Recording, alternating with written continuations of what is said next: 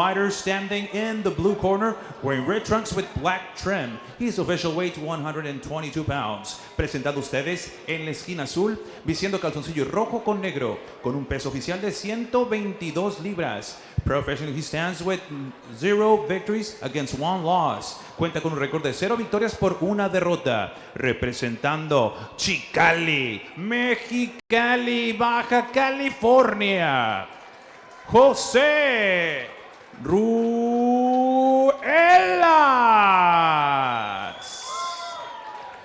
And his opponent across the ring is standing in the red corner, wearing black trunks with gold trim. His official weight 122 pounds. Y su rival en la esquina roja, vistiendo el calzoncillo negro con oro, con un peso de 122 libras. Making tonight his pro debut, haciendo su debut profesional, hailing out of San Diego, California, USA, Juan Night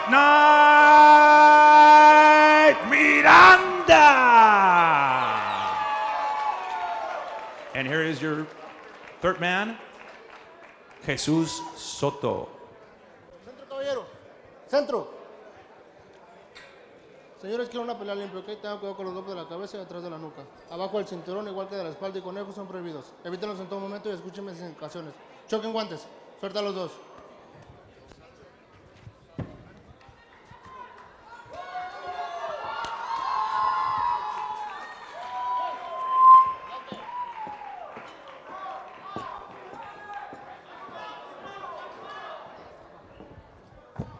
Right with us as our co-panelist. How you doing, Sherry? Hi, I'm good. I'm good, Kevin. Hi, Simon. Simon? I'm good. Pleasure to be on here with you guys. I can feel the tension already. Absolutely, absolutely. So we in here right now with Miranda versus Ruelas, and right now it looks like Ruelas is coming pretty strong. Just got caught with a pretty good jab by the southpaw Miranda. Yeah, it looks like Miranda is already sitting down on his punches pretty good. Absolutely. You know? He looks pretty poised for his first fight, doesn't he? Oh, yeah, he looks ready to go, man. He's chiseled and ready. And he's working the body. That's always something we like to see, you know, from young professionals.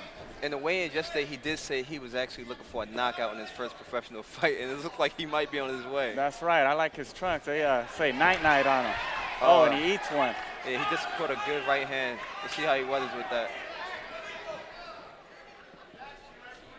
I'm feeling the trunks, too. Beautiful style, absolutely. Oh, there he goes. Miranda, straight right hand. Ruelas is down. Let's see if he beats the count. He's gaining his equilibrium. He can't gain it. It looks like he's done.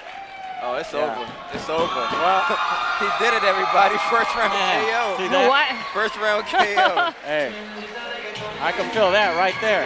Yeah, what is that? That was beautiful. That was like textbook, I think, honestly. And ladies and gentlemen, that is a super bantamweight punching. Night Miranda.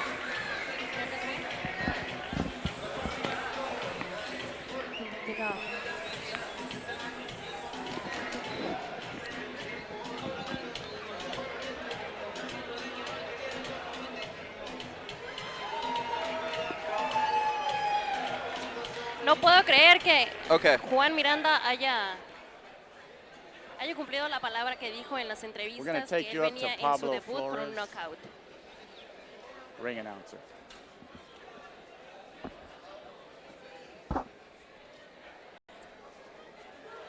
Man, this guy looked ready to go, and you know, he looked pretty hungry, pretty quick. You know? I want to see him back in the ring like as soon as possible. Yeah, He looked great. That guy, really good the shape he's in, he's ready to bring him on. Absolutely. They also call him, from what I'm told, the pride of San Diego. So he's making San Diego look real good. Absolutely. It's a great job for his debut.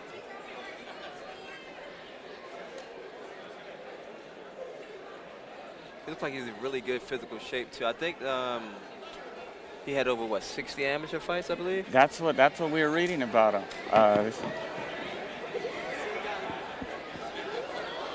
Here we go with Pablo Flores. Sí.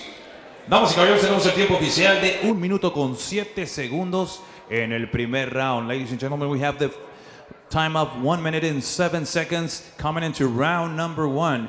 Declaring your winner by the way of knockout. Su ganador por la vía del knockout. San Diego, California. Juan Night Miranda.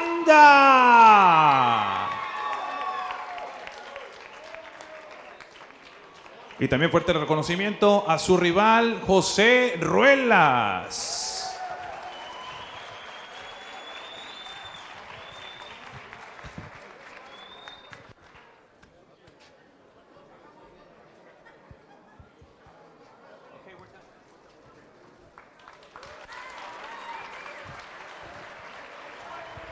Great win from Armando. Yeah, he looked ready to go, man. This guy's ready. And, you know, a lot of credit to the guy coming out as an opponent. You know, it takes a lot to get in there. Yeah, Ruelas, you can see he came ready to fight, but it just wasn't enough from Miranda. Okay, we're getting ready for our second fight tonight. You know what? Cotto's, I think he's going to have another fight after this Kirkland thing, right? Oh, yeah, they should be rescheduling something pretty soon here. You know, when you get pretty much a full training camp, yeah, you know, you're ready to go. You know how that is. You know, Maurice Hooker, who's also fighting on our main card tonight, he was supposed to fight on that undercard, but, you know, it got canceled. I think something happened, and he couldn't really be prepared in time. But anyhow, you know, Maurice is an excellent fighter. A lot of people don't know, but he actually blew his eardrum in his last fight. Correct. Yeah, he's and you know, Maurice has already been fighting guys who you know, are at that level. He had a tough one against the HBO undercard of Ward and Kovalev, but you know what? He always pulls through. You know, he's usually he got that long reach and he knows how to sit down on those shots. Absolutely. Yeah, he got that dirty South style, huh? Yeah. You know, but no, Maurice is an excellent fighter. I'm gonna be really excited to see him tonight. But in the meantime, we got a lot of great undercard fights. Yeah, and another thing about his opponent, you know, the Cristobal Cruz, he's been in there with some notable guys, you know, and he. From what we see, we remember he beat Orlando Solito for a world championship in 2008, I believe. So, yeah, you know, he might be ready to go as well. You know, we might get a good 10-round barn burner. Who knows? Oh man, yeah. But no, tonight's gonna be a great night. I can't wait to see all of these fights, honestly. You know, another thing about Cruz is he's been in a fight with recently crowned IBF champion Gervonta Davis from my hometown of Baltimore. Oh man. Touching home for you, little Hakeem. It is, man. It's a good one. It's going to be a good one. But, yeah, even Maurice, I've been in there with him and sparred a few times, and I can tell you right now, for his size, he has a lot of power, you know what? I've seen him. I've never got work with him, but, man, I've seen that guy, you know. He's a ring general, and he's fun to watch, too, you know. Yeah, absolutely. Very long, lanky, and he knows how to put it together. Damas y caballeros, su atención, por favor. Si alguien encontró las llaves de un carro Toyota, there's some car keys missing of a Toyota. Se lo pueden traer aquí a la mesa principal, por favor. Gracias. Right, so our next bout coming up is between Andre Diaz and Carlos Flores. I believe this is Diaz's pro debut. Yeah, it is. From what we know, he has around 60 amateur fights, and he is from Mondo's boxing gym. He has the nickname El Pulgada or La Pulgada, and that means like a flea, you know, he's not going to get off you. So. A flea, oh, so he's a parasite. Oh, man, but, yeah, I haven't seen him around town too much, but I do know Armando, and I know Armando brings us some really good champions. He had Edgar, who was supposed to fight tonight, but he had a kid recently, and he wanted to devote more of his time to his kids. So. Yeah, you know, that's the good thing about these shows, you know. These shows right here are about the you know, not all fighters are able to, you know, step up to the top right away, you know, and these guys, you know, all got jobs as well as you, Absolutely. KO and me, you know. So, you know, it takes a lot to get up in this ring, you know, and to wake up in the morning and the glamour ain't there at that time, you know. People only see you on the screen. They don't see what happens behind the screen. That's very true. Yeah, so very true. I'm very excited. And we also got Elias Diaz. he's a guy I've worked with and also you've worked with. Mm-hmm. And, you know, he pops a good little pop, and he uses his feet, his footwork with his long reach at the distance at the same time. You know, he's pretty, I believe he has close to 100 amateur fights as well. Man. So. Wow. Yeah, Elias Diaz is great, and his dad has been in the corner all the way through. Correct. And I know he's got a bright future ahead of him, so all he has to do is to stay disciplined and stay dedicated. You can tell he loves the sport. He has fun every time he's in the ring.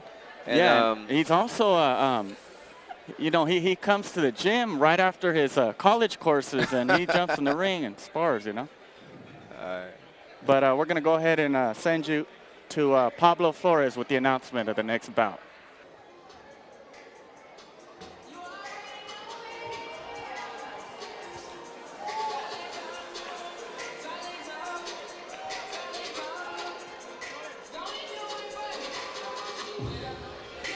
Hey, Kamalu.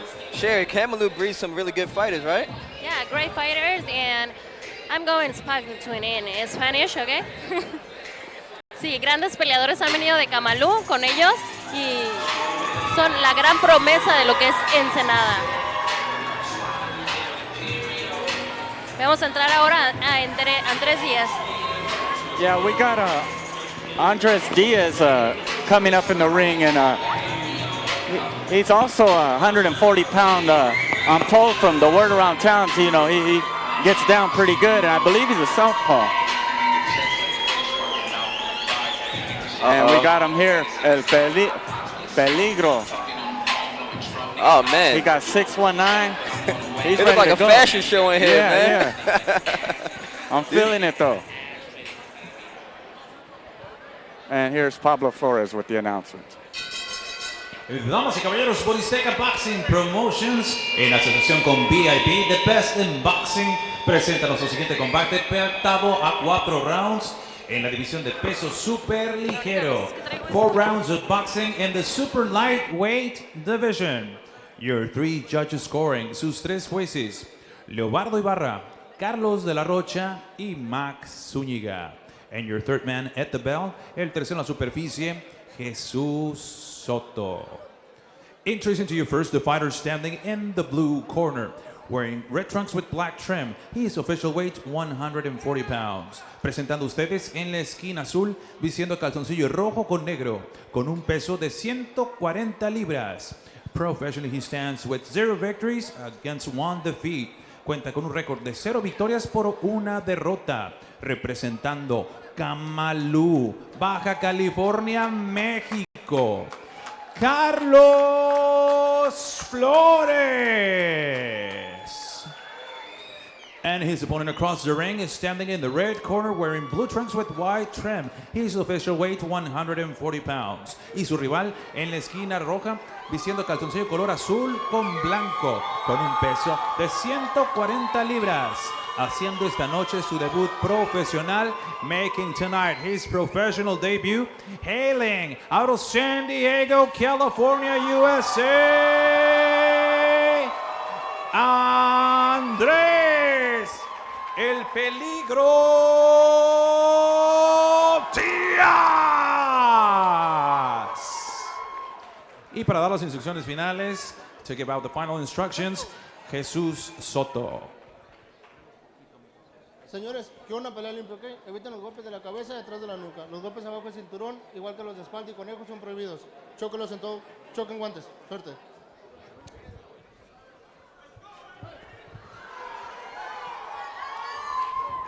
I gotta say, Diaz looks like he comes fresh off of a prison yard there. No right, KO? That. Look like he did about 20 years. Yeah, no, you can tell that he's really in love with San Diego. Got the 619 tat on his leg, and we're going to see if he brings it, huh? Yeah. I'm liking the fresh, that overhand left. Those overhands are hard to defend. Absolutely. Oh, Diaz is getting busy early. Yeah, I want to see him put it together a little bit better, though. He's getting some good shots off, but they're kind of wide. And anytime you're shooting wide, you kind of limiting your power, you know? Yeah, that's true. Them wide shots, you know, could turn into an arm shot. Maybe probably just needs to settle down. Absolutely. Looking very aggressive, though. Yeah. For a first fight, though, it's pretty good. I'd like to see him just, like you said. Oh, yeah. That was a left to the body. Flores. No, he's not getting up from that. Those body shots, yeah, you take one like that, and that's it. Looks like Diaz, Andres Diaz, first round KO. First round KO. It's over. It's over. Flores couldn't stand it. Diaz, I like those body knockouts, KO. Hey, man, if you can't stop him in the head, go to the body, right? That's right. They say, hit the body, the head will follow, but I guess he didn't have to get that far, I guess not.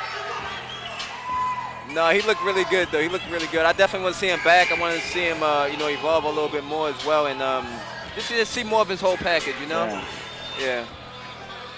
Hey, Kevin, give us some insight on a fighter going to the body. What do you look for to land a good body shot? Some people, as well as a lot of fighters know, you can risk covering your head to throw to the body. So what's the technique that these young fighters, anybody would want to use to go to the body? Absolutely, yeah. Well, the best thing you want to do when going to the body is honestly use combinations, because in combinations, whether you're starting at the body and going to the head or going from head to going to the body, you're going to bait your man into thinking you're going to go one way, but you're obviously going the other way. Right. So I usually like to start up top, throw a few jabs, triple my jab, and then go to the body. That way his body is wide open. Yeah, and he's going to feel that shot for a couple days, Absolutely. The head shots mess your equilibrium up for a little bit. You can recover. Yeah. But then body shots, it looked like he took it right on the rib. Oh. So we're going to go ahead and take you to Pablo Flores. Damas y caballeros, este combate concluye con un tiempo de 56 segundos.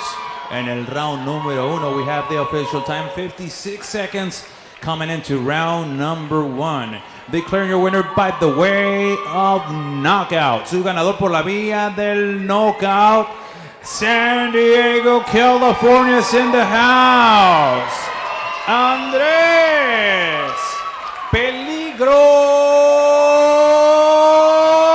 Diaz.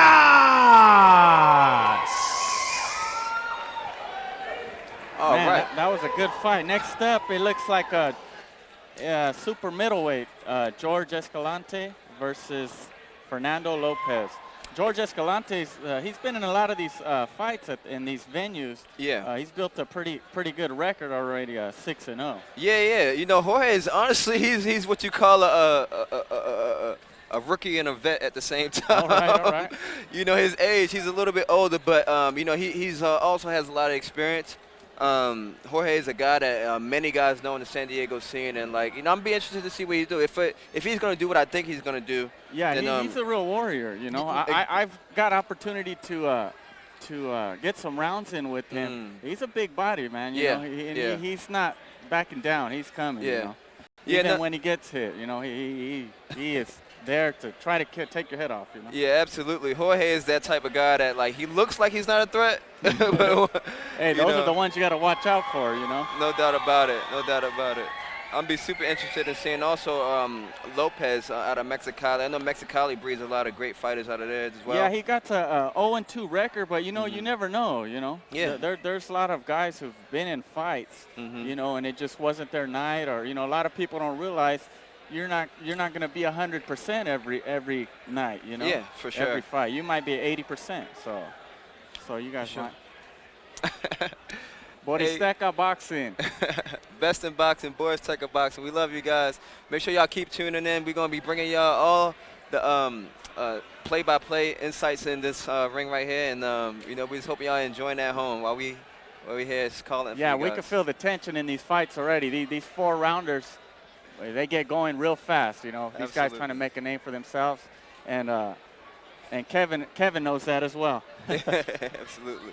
We've been here too, so we know what type of tension could come from these fights. So we're happy to be here for you guys. Yeah. So let's talk a little more about George. What else do you know? Have you been around these gyms and in San Diego area? And George. Yeah. You've seen him around as well. Yeah, absolutely.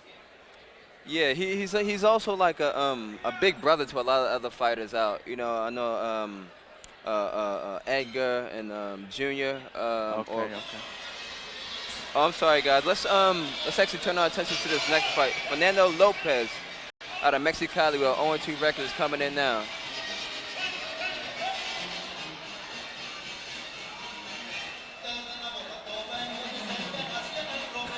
You know who he reminds me of? He reminds me of Bruce Willis. Oh, yeah. Yeah, you got to love this Tijuana vibe down here. This TJ atmosphere, you know, really gets off the hook, you know. If it's anything like those Die Hard movies, I guess we in for a real good fight tonight. That's right. He's looking like Bruce Willis here a little bit.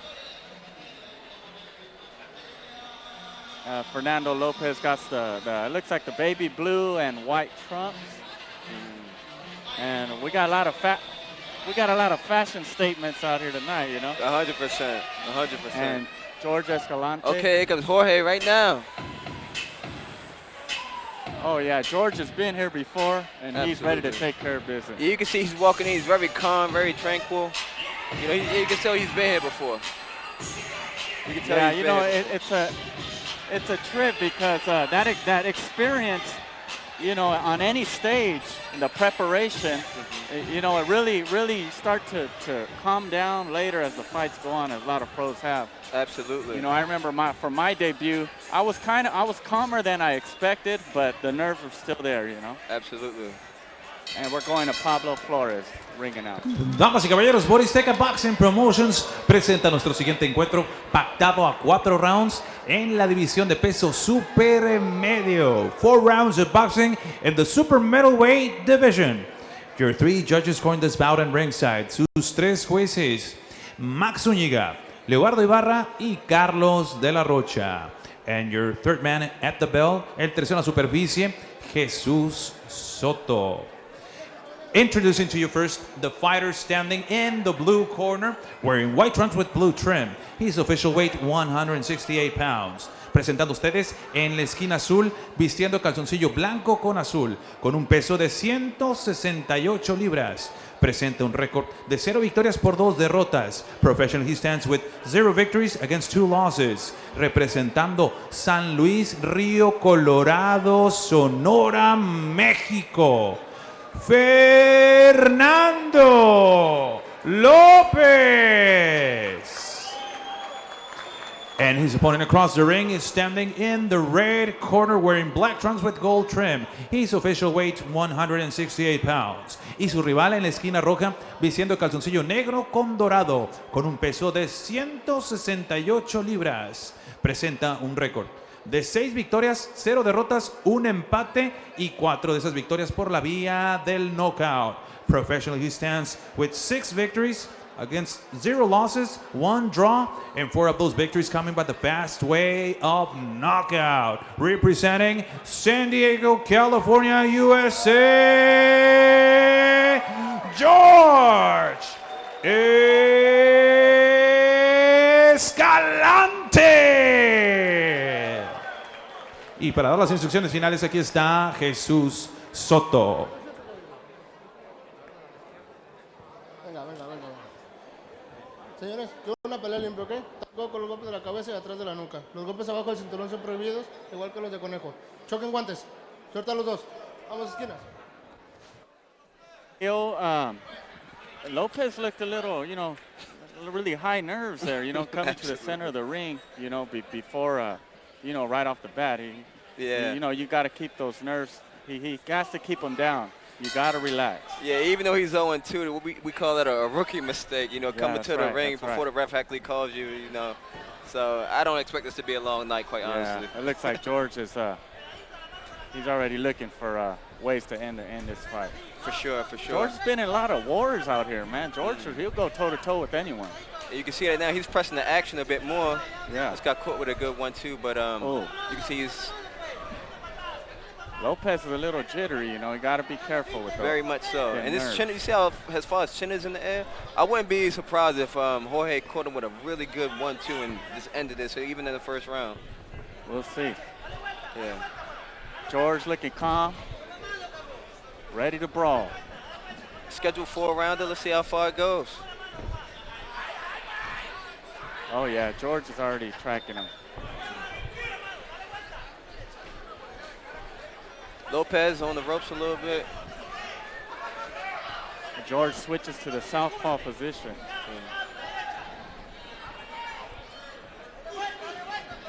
Yeah, Fernando's not really sitting down on his punches. You know, he's not throwing no jabs out there. You know, you gotta rely at least on the jab, right, KO? Yeah, absolutely. Even when he throws his right hand, he automatically switches into a southpaw stance because he has to, because he brings his right foot with him as he throws his right hand. So, not orthodox at all, not balanced at all. And another thing I'm noticing is he's closing his eyes. You know, as a fighter, you never want to take your focus off your man. Never, you know? absolutely not. Oh, God. There's a straight left from the southpaw position. Yeah, straight.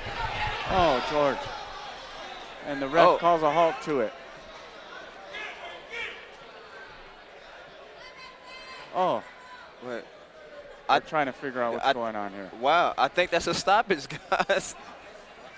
I think that's a stoppage, guys. The ref actually called the fight. Yeah, it was a big, left hand by George, huh? You know, a fighter turns his back like that. You know, a referee has to do their job, you know. Yeah. You don't want to be the one held accountable for not stopping someone who almost didn't want to fight. You know? Yeah, you can tell. Yeah, he was just here. He wasn't in the moment. He was just here, so. Do you ever switch to the southpaw position, KO? Yeah, I mean, at times it's definitely necessary because you find yourself in positions throughout the course of the fight where you definitely, you know, got Yeah, you know, George kind of discreetly slipped into that southpaw position. A lot of credit to him, you know. It's not comfortable to do that. He's obviously been practicing, you know. Very much so, very much so. It was very discreet, as you said, and he got a good victory here today. I would like to see him against a little more experienced opponent at this point in his career, but you know, nonetheless, it's a good victory for him, and it does nothing but build confidence, you know? Yeah, correct. Yeah, so George Escalante, you know, puts in another W on his record. Nice. And we're getting you up to Pablo Flores. Damas y caballeros, este combate concluye con un tiempo de 1 minuto 44 segundos. En el round número 1, we have the official time of 1 minute 44 seconds in round number 1. Declarando ganador por la vía del knockout técnico for your winner by the way of technical knockout from San Diego, California, George Escalante.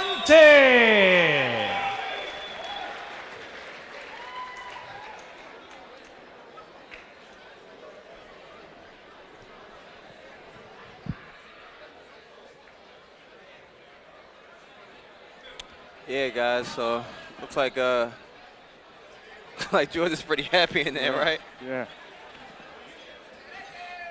Awesome.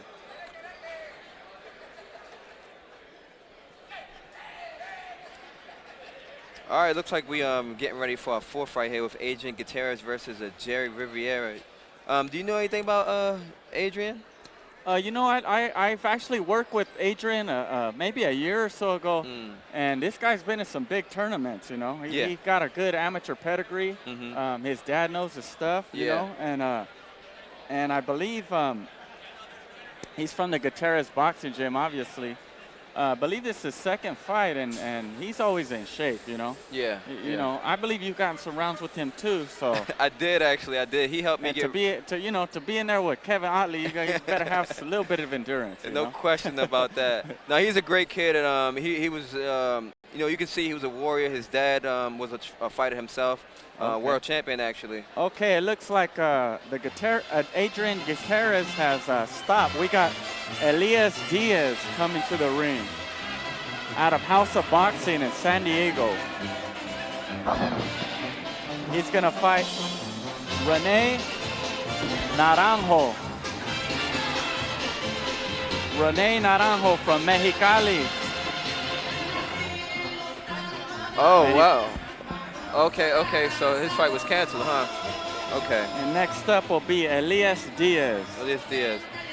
Okay, that's out of your home gym, huh? Diaz? Yeah, he's right there at a House of Boxing. You know, I've been able to get a lot of recent rounds with him. And you know, the guy got the good pop. You know, and he's very busy. Yeah. And this guy, you know, he comes from his college classes. straps on the gloves, and he's ready to spar, you know? You know, I actually saw him up in the dressing room studying for one of his science classes. So, like, I thought that was pretty interesting. He's a serious guy, man. Yeah, you know what? And his dad, you know, has brought him along. I believe he has over 100 amateur fights, and, wow. his dad's groomed him since a little guy, you know. I mean, that's he's great. got him sitting down on punches now, moving to the side, and that amateur style that he's competed at. He actually went to the trials. Nice. I believe 2 years ago, you know. So we're going to toss take it over to Pablo Flores in the ring. Damas y caballeros, por Ixteca Boxing Promotions presenta nuestro siguiente encuentro pactado a 4 rounds en la división de peso welter. Let's get ready for 4 rounds of boxing in the welterweight division. Your 3 judges scoring, sus 3 jueces, Carlos de la Rocha, Leobardo Ibarra y Max Zúñiga. And your 3rd man at the bell, el tercero en la superficie, Jesús Soto. Introducing to you first the fighter standing in the blue corner, wearing blue trunks with gold and white. His official weight, 147 pounds. Presentado ustedes en la esquina azul, vistiendo calzoncillo color azul con oro y blanco, con un peso de 147 libras. Professionally, he stands with 0 victories against 1 defeat. Cuenta con un récord de 0 victorias por 1 derrota. Representando San Luis Río Colorado, Sonora, México, Jerry Rivera. And his opponent across the ring is standing in the red corner, wearing blue trunks with white trim. His official weight, 147 pounds. Presentando su rival en la esquina roja, vistiendo calzoncillo color azul con blanco, con un peso de 147 libras. Professionally, he stands with 2 victories, no defeats, and 1 victory coming by the fast way of knockout. Presenta un récord de 2 victorias, 0 derrotas y 1 victoria por la vía del knockout. Hailing out of San Diego, California, USA, Elias Diaz. And to give out the final instructions, here is Jesús Soto para dar las instrucciones finales. Ustedes quieren una pelea limpia, ¿ok? Tengo cuidado con los golpes de la cabeza y detrás de la nuca. Abajo del cinturón, igual que de la espalda y conejos son prohibidos. Choquen sus guantes. Suelta los dos. Buena pelea. Vamos. Here we go, another one, Kevin. Yes, sir. Yes, sir. Yes, sir. To see this young boy, let's see what he got to give. You know, he's actually, I've been in the ring with him a few times, too. He's definitely very intelligent, I would say, is a good word to describe him. Picks his shots wisely, but then the shots that he does release is coming with power. It's coming with flames. Yeah. I'm interested to see his jab. This guy got a really quick jab, Diaz, that is. Absolutely. And he usually gets to business right away as well. Sporting the blue and white trunks with the House of Boxing logo. Absolutely. You know, one thing I like about him, too, like, he's in the ring, and you can tell he enjoys being in there. Like, it's almost as if he has, like, a little smirk on his face, as if, like. That's right. Like, you're not taking this from you know? Like, yeah. And, you know, us as fighters always want to take a little bit from someone, you know, try to keep that poise. I don't know. You know what? This guy right now, I don't think he wants to take anything from anybody, to be honest. He's just standing in the corner taking a beating right now. Yeah. Oh, man. Elias dropped him right now. The speed looks like a little bit much, you know. Yeah, way too much.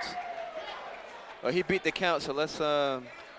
Yeah, he's probably going to go in for the kill right here. Diaz is intelligent. He knows when it's time to go. Absolutely. Look like we got a little blood coming from his nose. Oh, we got Naranjo coming to fight. Uh-oh. He's swinging. Oh, we got a war here. Elias Diaz keeps his composure. Absolutely. Naranjo trying to rough him up a little, bloody from the nose. Wow. We He got tried a to wild catch puncher a crazy as well. uppercut just now. That's a barroom brawler right there. You're not going to take my beer. Yeah, Diaz knows what he's doing in there. Absolutely. Those antics don't get to a guy with all that experience. No, not at all. That was an excellent left uppercut by him he's down. just now. Excellent left uppercut by Diaz. That was a really good just show of composure, you know. Yeah, and you know, a lot of action for the crowd too here, you know. Yeah. Boristeca Boxing's been putting on these little wars, you know. Absolutely. Yeah, that was a good outing for Diaz right there. You can see that the guy, he was unexperienced in comparison, but you know, he really did. He showed that he wanted to show heart. You know, he was like, you know, I'm not coming here just to get beat up, which he did. But that's right. You know, and you can't teach that. You know, no, not at all. It's either in somebody or it's not. You know. Absolutely. Yeah, he did have heart, and he tried, you know. Yeah. You got to give it, like I say, you got to give it to these guys for jumping in the ring, you know. Absolutely. But it was clearly, you know, he was outclassed.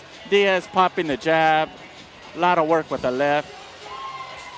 100%.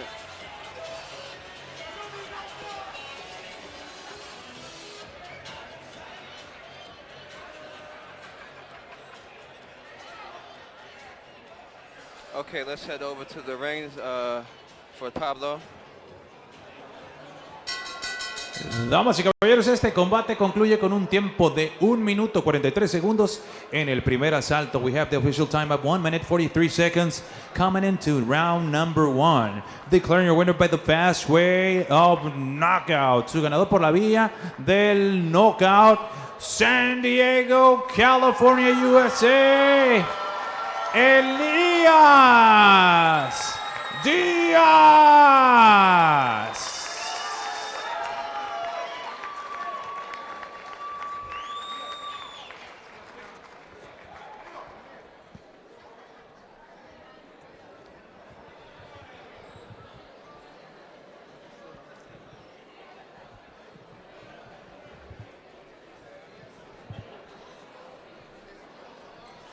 Elias, congratulations, man. Thank you.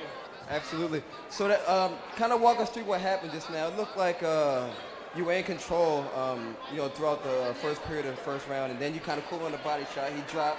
Then he kind of came back and started like really getting aggressive with you. How did you feel during that time? You know, we're just trying to take our time. We let our power show tonight, and we definitely had the read. So I just wanted to pick my punches, land strong punches, and that's what we did tonight. Now, when he kind of came at you strongly like that, was it any time that you kind of was worried or like kind of let that kind of get to you mentally or anything like that? It looked like you really kept your composure, but you tell us how you felt. No, yeah, I have a good defense, keep my hands up, let him exhaust himself, throwing some punches that weren't landing, and just pick my punches. Absolutely. You look really awesome tonight, bro. We're going to be looking forward to seeing you back, all right? All right.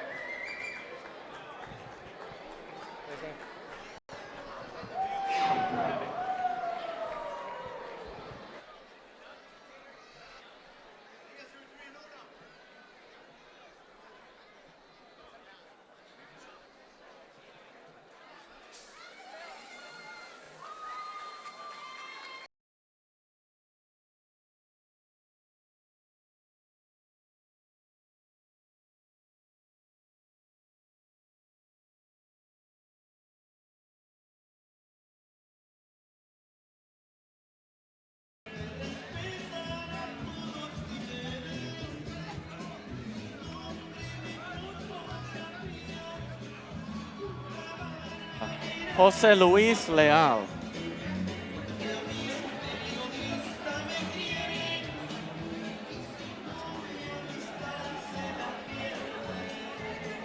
You know, I've seen this Mario Ramirez. Yeah, it's just like Mario right here.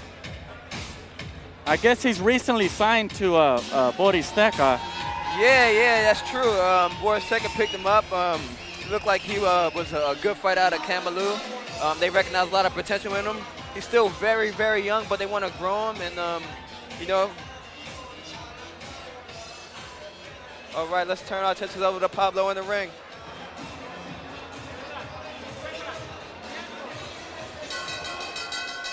Damas y caballeros, Boristeca Boxing Promotions presenta nuestro siguiente encuentro pactado a 4 rounds en la división de peso super pluma. 4 rounds of boxing in the super featherweight division. Your 3 judges scoring. Sus 3 jueces, Max Zúñiga, Carlos de la Rocha y Leobardo Ibarra. And your 3rd man at the bell, el tercero en la superficie, Jesús Soto. Introducing to you first the fighter standing in the blue corner, wearing black trunks with white trim. His official weight, 130 pounds. Presentando ustedes en la esquina azul, vistiendo calzoncillo color negro con blanco, con un peso de 130 libras.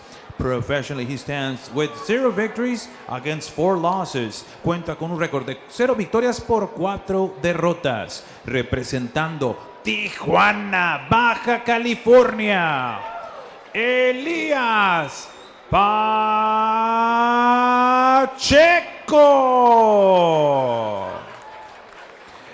And his opponent across the ring is standing in the red corner wearing white trunks with red trim. His official weight, 130 pounds. Y su rival en la esquina roja, vistiendo calzoncillo blanco con rojo, con un peso de 130 libras. Professionally, he stands with 3 victories against 1 loss, and 2 of those victories coming by the fast way of knockout. Presenta un récord de 3 victorias, 1 derrota y 2 de esas victorias por la vía del knockout. El prospecto baja californiano de Camalú y ahora peleando por la vía de Ensenada, Baja California, México. Mario, el güero Ramirez. Y aquí está el tercero en la superficie, Jesús Soto. Señores, que una pelea limpia, ¿ok? Tengo que ver con los golpes de la cabeza y atrás de la nuca. Los golpes abajo del cinturón son prohibidos igual que los de la espalda y conejo. Choquen guantes. Suelta los dos. All right. It looks like we're underway now. We got Pacheco against Ramirez. You know, one thing to note about Pacheco is he's 0-4, but he's also the hometown favorite. He's from here in Tijuana. Do you think that'll play? We'll see, man. Hopefully that gets his, his confidence up and, try to impress his people out here. Absolutely. I'll tell you right now, though, Mario looks devastating. His body looks ripped, I'll tell you that much. Yeah, he's ready, and then I'm liking the red and white, too, Absolutely. Looks really good on him. Yeah, man, I don't know, man. We got to step our game up on, yeah, on you're our right. outfits. That's what I'm saying. Oh, we got the double left hook. Yeah. Looks like he's starting to find him already. Now, Ramirez, he has güero. How do you pronounce that in Spanish? It'd be güero, and it means light skin, Oh, so he's what, white lightning, huh? Yeah. Okay, all right. But the white looks good on him with that, Absolutely. I want to see Ramirez throw a couple more jabs for this guy, though. This guy looks like he's just bred for that jab right now. Yeah. I think that jab will really slow him down and open up a lot more shots for him right now. Yeah, it looks like he's kind of filling them out, but we're waiting to see if he's going to step on the gas here pretty soon. Maybe he sees something we don't, Absolutely. There he's popping him with the jab as he goes back. At this point, Pacheco is actually he isn't looking that bad, quite honestly, right now. He's actually a little more active than Mario is.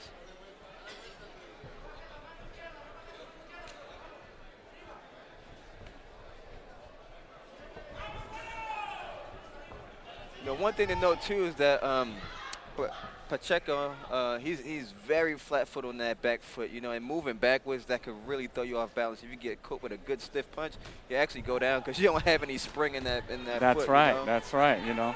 That's one of the first basics they tell you.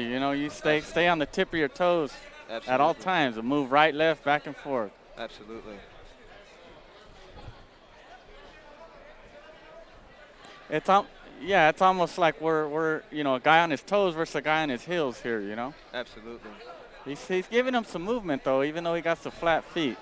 Yeah, absolutely. I want to see him be a little more offensive right now. His rate, Mario, that is it's not as high as it should be for a guy like this. I think that if he just picks it up just a little bit more offensively, I think he do a lot better during this round. Yeah, and Pacheco's throwing those awkward shots. You still got to be careful because a fighter's trained to block a correctly thrown shot. They start throwing weird shots at weird angles. You might not see them. Yeah, no, that's a good thing to note. And this is still the first round, so we still got a few more rounds to go before Ramirez can figure him out. So let's just hope and let's just see what he got. Good right hand just now. Ramirez with the counters. Very good hook from Ramirez. All right, that's the end of I think that was the only first round we actually got through tonight. Yeah, we're getting through a full round now.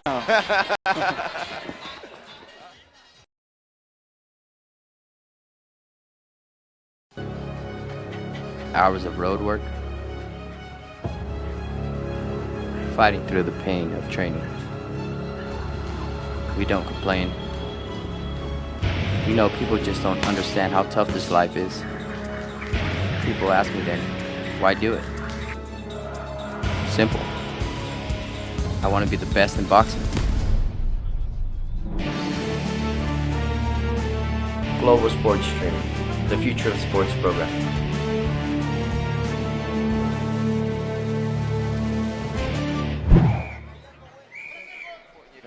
Very true. You know, and if you're not conditioned, you might feel conditioned, and then everything goes, and then that's when you start wishing you did all that extra road work. Absolutely, that's very true.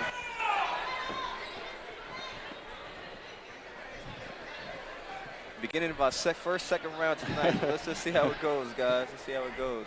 Ramirez is coming out, popping that jab, taking his time, very slow.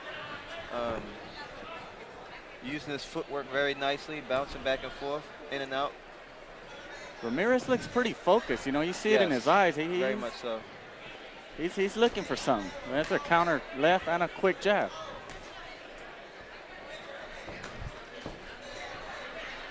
Yeah, it looks like he looks more technical tonight, huh? That's very true, actually. That's very true.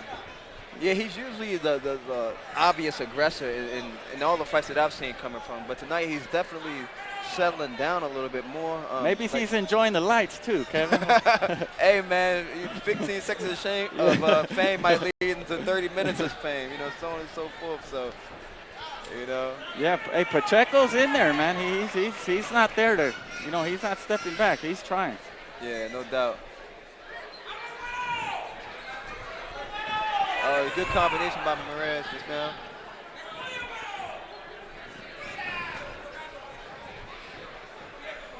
You know, one thing that keeps landing for Ramirez is that check left hook. He just throws it sometimes at the most inopportune times, but it still catches it. I noticed that. Yeah. And he's even fast enough to, right after that, pop another jab, you know? Very true. It's very true. Yeah. Maybe he sees something we don't see, too, you know? Let me ask you a question, though, Tom. Do you think it's a good strategy for a fighter who wants to actually gain more experience in a fight to kind of prolong the fight by, like, you know, letting it go on even though he can take a guy out quickly? I guess it can be, but, you know, you don't want to take too many chances. You know, you got a guy that you can hurt, you better hurt him because, you know, we know this sport is unforgiving, you know. That's very true. You give up them extra shots and, you know, anyone could go down, you know. That's very true. That's very true. Oh, looks like we got a little headbutt right there from Pacheco. Yeah, you know.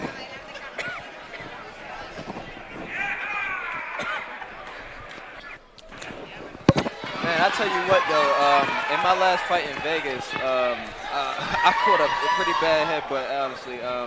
I didn't really show it too much to the ref, but I tell you, like, personally, I knew that it was affecting me a little bit. But yeah, you know, those headbutts could, you know, they can daze you, you know. You get hit right in the mouth or, you know, in the eye, they could swell you up. You know, a headbutt is no joke. It's a rough sport in there. Absolutely.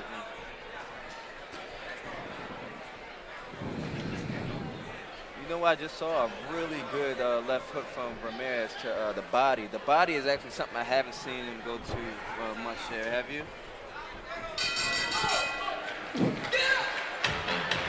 Well, that's the end. This is also our first round 3 of the night. All first round knockouts. Mario Ramirez looking well poised, you know, but he doesn't seem to want to commit to get the guy out of there. But, you know, you never know what's going on in that ring. So you're in there yourself. So. I can call and Pacheco is a native of Tijuana, so yeah, you know, maybe he feels like he got something you to can prove, ask you know, in English and in Spanish. Yeah, so Now, Teo, give us some input on what a good trainer would tell a fighter like Ramirez at this point. Right now, we're getting into the later rounds. It's only a 4-round fight, so right now, Ramirez definitely needs to focus more on his body. Okay. You know, that's the tank. You know, that's the tank. Once you explode the tank, then the guy don't got no more fuel to go off of. So that's what I would tell my fighter during this time. Right on. Yeah, these guys got a good sweat going. Maybe Absolutely. it'll heat up. Man, we starting to make up for these other fights. We're going into the third round, that's right. man. Ramirez with that quick check left hook. Yes, absolutely. And you know what I noticed? He's creeping. He creeps. You know, he don't jump at you. He creeps in there slowly. Yeah. But he's getting countered as he creeps. You know, at the same time. So. You know, but at the same time, too, man, he's like I say, he's a young fighter, only 18 years old. To have a deal that early, you know, is actually a true blessing. So he still has a long way to come. He has a lot of growth. That's true. You know, he's growing into his man strength, you know. As an adult, at 18 years old, if you're already in the ring exchanging like this and these type of fights, that's some good experience that you'll never forget. No doubt about it. To being able to grow a grown man, you know. What about his body? Looks like it'll fill out, too, to a higher weight maybe in the future. Yeah, Teo? no doubt, no doubt. I was just actually thinking physically, he kind of reminds me of Manny Pacquiao. Manny Pacquiao is what you call a man-child. That's right, You know, he started, I think, around, 15 years old as a pro? That's right.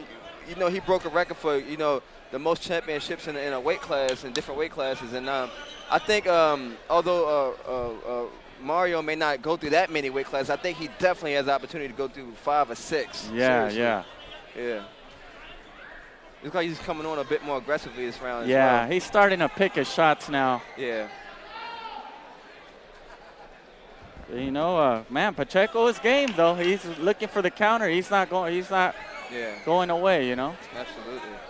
Throws a wild right hand, trying to end the night himself.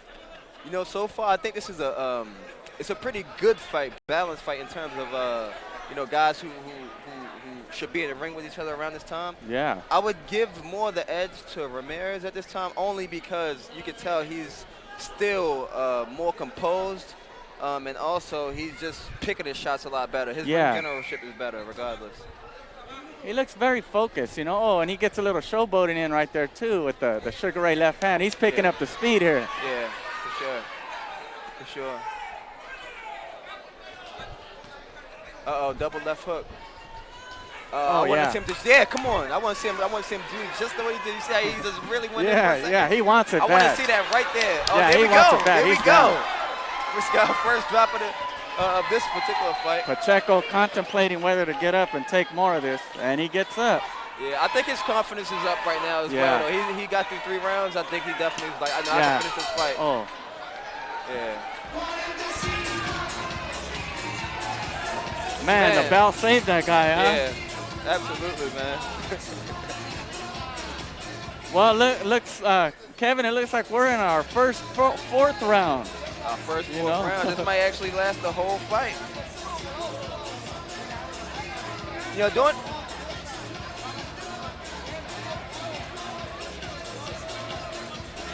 you know, like I said,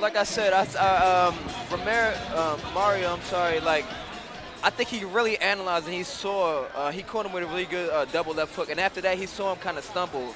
And I think that he really, like, kind of got the eye of the tiger at that time. He said, no, this is time I got to go over the kill. And he did. And look what happened. He went ahead and got a stop. And, you know, luckily Pacheco was saved by the bell. But, you know, it looked like Ramirez he is ready to, you know, finish the night, you know. Right. Absolutely. All right, we headed into our first final round of the night. A lot of action here. A pretty good fight so far. Yeah, we got sweat flying on us and everything over here. Get an umbrella out here, man. Oh, wrong. Oh, Mario just caught him with an excellent left hook. Excellent. Very crisp. Very beautiful. I think that's his best punch. You know what? A little credit to Pacheco for I've seen his corner tying him to keep his hands up, and they look a little higher, but let's see if he can maintain that. Sure. It looked like Mario actually turned southpaw for a second, didn't he? Yeah, I noticed that. And he's just coming on a lot stronger. You can hear that. There he goes. All the way over here.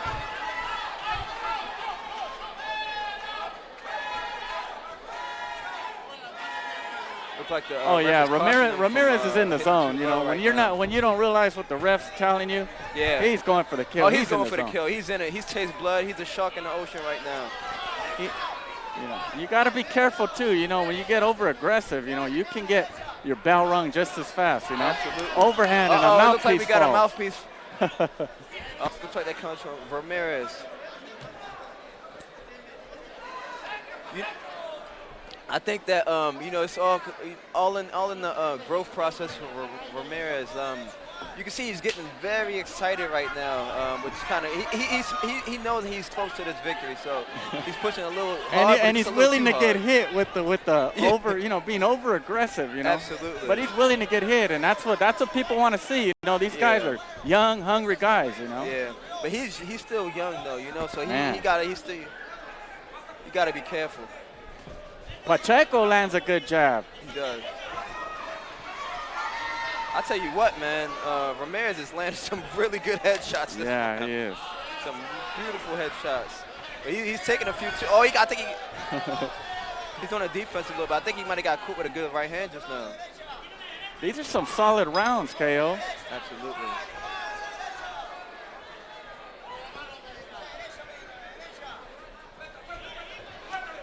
And it looks like he's searching for them body shots now. Absolutely. You know?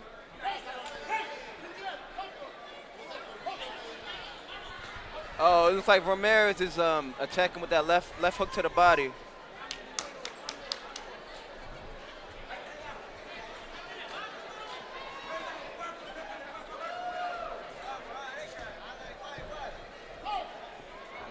Yeah, at this point, even if it's a 4-round fight, you know, that's 12 minutes of fighting. You know, we'll see where the gas tank is on both of these Whether guys. it's a double hook or a double jab, I like both of them coming from Ramirez.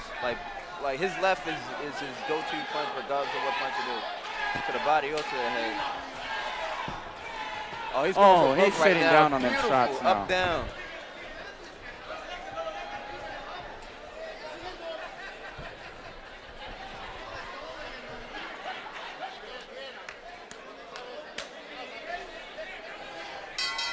Ramirez looking pretty relentless in there, you know? Yeah, absolutely.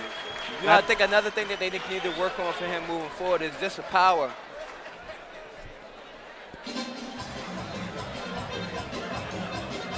You know, another thing they need to work on for Ramirez is his power. I think that he could have got him out there a little bit quicker, because definitely toward the third and fourth round, he was catching him clean, but, you know, he was really eating him, Pacheco. Yeah, you know, it's kind of too bad he caught him late in that third round when he dropped him, you know, because he looked like that was about his chance to go for the kill, you know? Absolutely.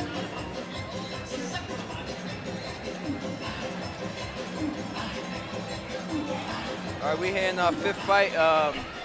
The Boris Tecker promoter fighter Mario looked really good on his outing tonight. Definitely want to see more from him, want to see more development. He has a lot of time. I don't think he needs to be pushed too hard, but I definitely just want to see just more development over time. Yeah, sure. I agree. He's an exciting kid. I think he has a crowd pleasing style. That's for sure. right. You know, that's what fans want to see. You know, you know, even us as fighters, we get caught up in those too. You know. Absolutely. Are we gonna turn it over to Pablo in the ring? Looks like Pablo's getting ready up there. Hey, you know, Pablo Flores makes this announcing thing look so easy, you know? Absolutely, man. I wouldn't be surprised to see him on some world-class title fights doing an announcement in the near future. Really classy guy as well. Well-dressed as well. And here's Pablo Flores.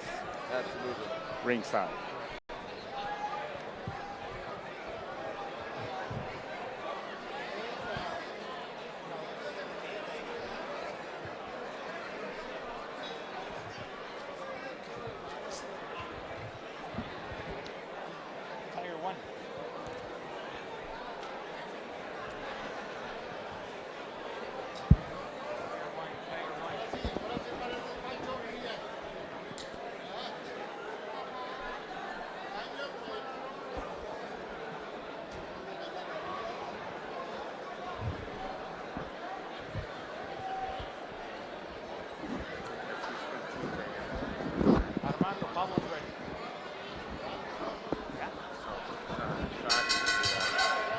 Damas y caballeros, después de 4 rounds de combate, nos vamos con las tarjetas de los jueces. After 4 rounds of boxing, we go to the judges' scorecards. El juez, Judge Leobardo Barra, scores it 39-36, 39-36. Y los jueces, Max Zúñiga y Carlos de la Roche, coinciden en tarjetas 40-35. Both judges scored the same, of 40-35. For your winner by the way of unanimous decision, su ganador por la vía de la decisión unánime, Camalú y Ensenada, Mario, el güero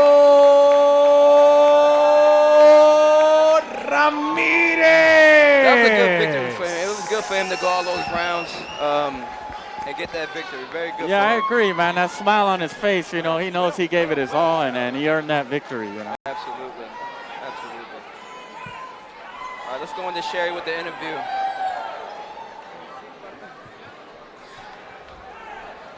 Güero Ramírez, una gran pelea, tu cuarta victoria. ¿Qué se siente, güero?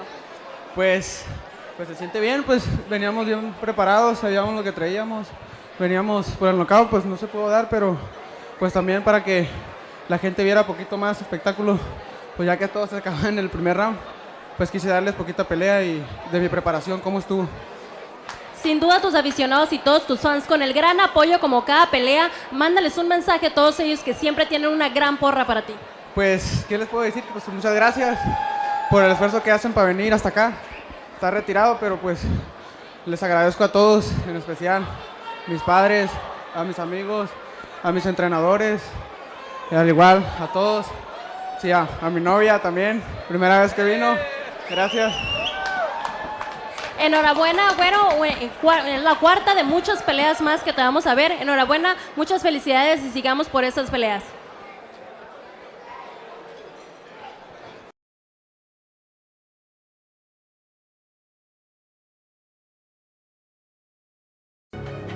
Hours of road work,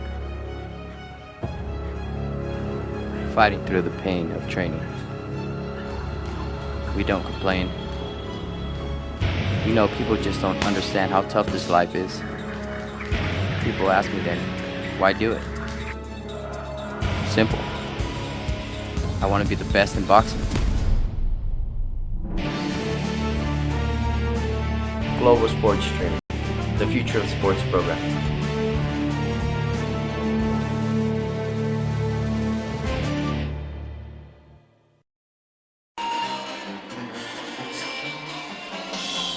Okay, here we go. Yeah, we got Rogelio Rosales in here tonight. This guy didn't even know he was gonna fight tonight. You know, that shows, man, and TJ, these guys are ready to go. Yeah, that's almost like the amateurs.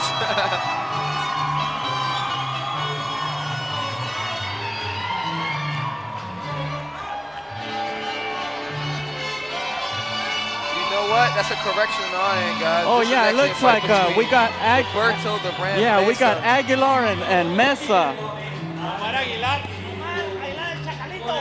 Yeah, it looks like everyone just wants to get in the ring today, you know? I'm telling you, they probably push Adrian out the way like, hey, you came late, we're going to have to take your spot, man. We got Roberto Ram Meza from Temecula. He's 5-0. Absolutely. Looking to improve to 6-0. I think Meza has actually fought on this show about 3 times prior, and you know, the fans love him out here. I think everybody knows him by name, and his nickname, the Ram, that's just like his style. He comes forward, he wants to reach the top of the mountain, and he's gonna get there. He has already. Yeah, we'll see what he got in store with us right now.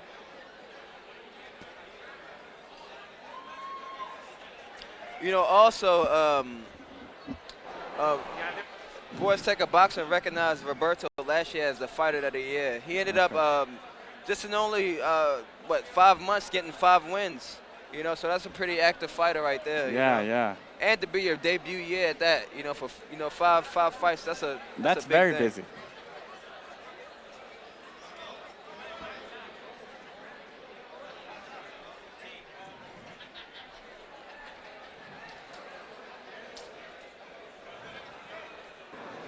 Yeah, I think everybody knows what to expect with Roberto at this point. He's, like I said, he's 5 fights deep, and each time he's come.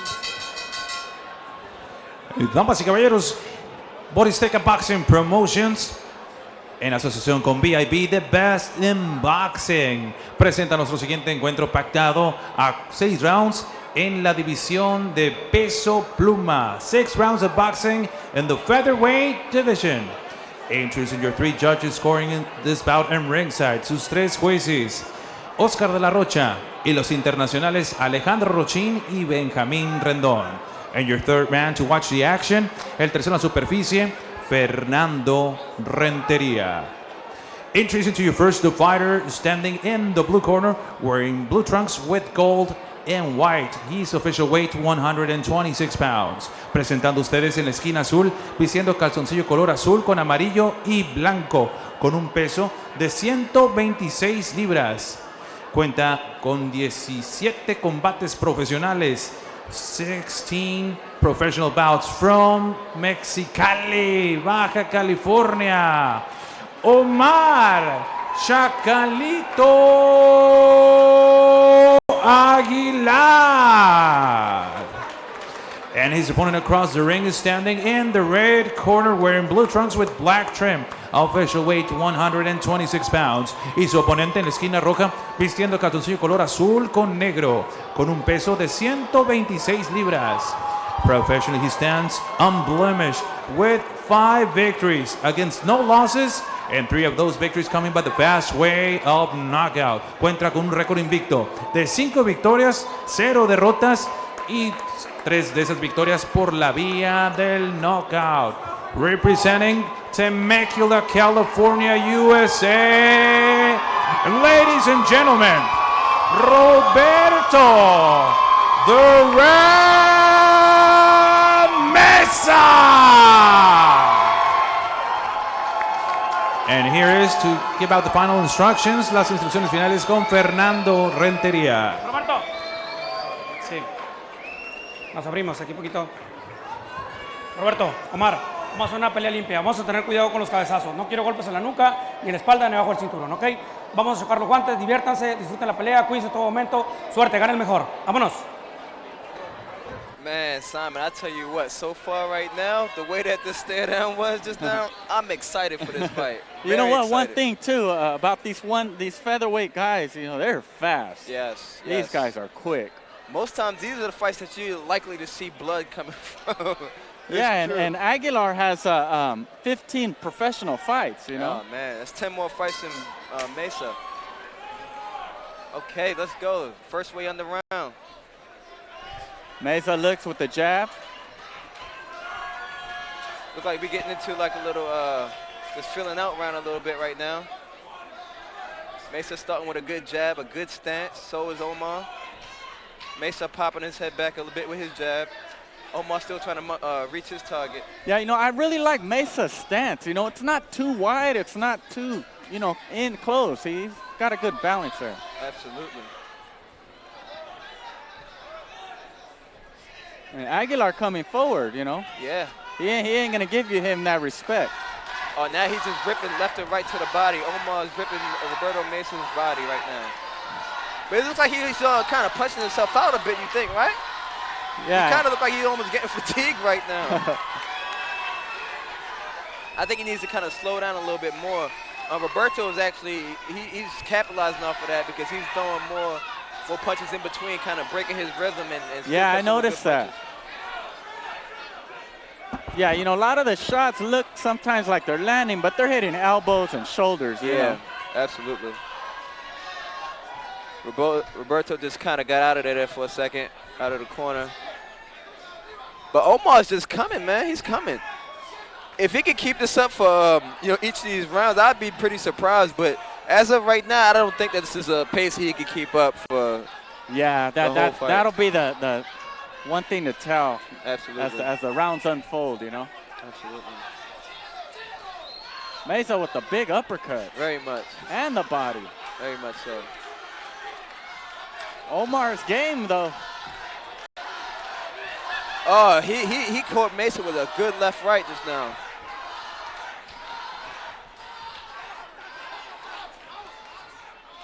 Oh. Yeah, that looked KO like that was the first time we ever seen Meza get stunned like that, you know? Yeah, very much so. He's actually in retreat mode right now. Yeah, he's still dropping counters.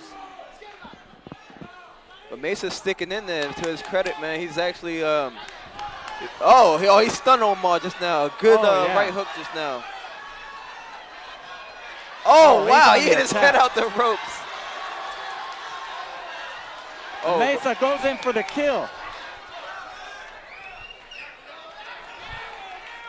Oh, he's back on the ropes again. I want to see Meza actually use more of his ring. He gets off and he does good, but then he goes right back to the ropes. Okay. And it doesn't appear as if he really has command of the whole fight. I see. Yeah, that could come along with Aguilar's 15 professional fights. He understands the ring generalship. That's very true. He's trying to take it. It's hard to take from a guy like Meza, but that was a heck of a first round. That was the most active round out of all the rounds we've seen so far, and it's only the first round. This gonna be a long night, man. Meza right now trying to catch his win. I think that he wasn't really expecting Omar to come out with that type of strength. You think? Yeah, he kept his composure, but at the same time, Omar came out throwing some, disrespectful shots. He's not showing no love for him. He said, "You ain't gonna walk over me." He said, "I don't care where you from, man." He said, "I don't care where you from." Mexicali is in the building. Yeah, right now. I'll tell you one thing, man. These Boristeca events are getting real well known down here. A lot of action. They always produce. That's very true. And here we go. Is joining us again. Start of the second round. All right, underway. Second round. Let's go. Both fighters are trying to battle for position with the footwork right now. Like Omar's using pretty good head movement in the beginning, huh? That probably was one of the things that his coach probably talked. You know what, Simon? Tell us about just doing the in the middle of the rounds, just like your coach speaking to you. How much do you really want to listen to your coach during that time? Well, you know what? You want to take in everything you can, because 60 seconds isn't that long. Plus, you got to sit down. You got to get the water ready, and they start talking to you. You got to be very aware of what's being given to you in the instructions. Right.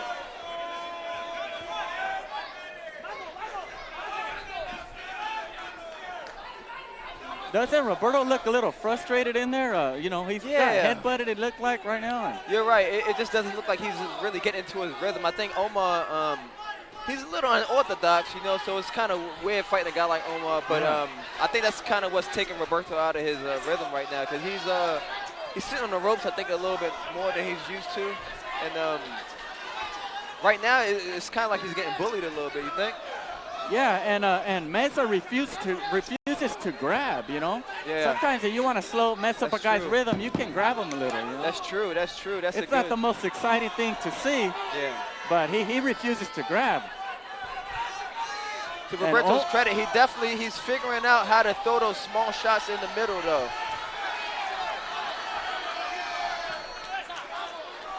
Aguilar has no give in him so far. Sherry, you've had the opportunity to see Roberto fight in times this is before. real Mexican what do you think warrior. How do you think his performance is so far? Estamos viendo un Omar Aguilar que se quiere llevar esta pelea por delante de Roberto Meza. Sin embargo, Roberto Meza trae una pelea limpia, viene bastante concentrado, lo vemos mejor aún cada pelea y pues lleva nada más Roberto Meza una pelea más sobre Omar Aguilar, quien lleva 4 ganadas, 10 perdidas y un empate. Pues yo creo que estamos viendo una pelea bastante interesante y queremos ver a un Omar Aguilar un poco más fuerte y adelante con Roberto Meza. Son guerreros, ¿verdad? Son guerreros, definitivamente son guerreros. Yeah, these guys are real warriors in here. Y'all gotta help me with my Spanish. No, but it looks like Roberto is actually turning the fight around right now. It looks like he's being more aggressive, being a lot smarter, and he's actually landing some pretty clean shots right now. Yeah, one thing I noticed too is these guys seem to have got away from the jab. They're just there. We see one now from Meza. Yeah. It's almost like a street fight now. Yeah. Sí, estamos viendo una pelea bastante fuerte y ambos chicos están buscando el knockout.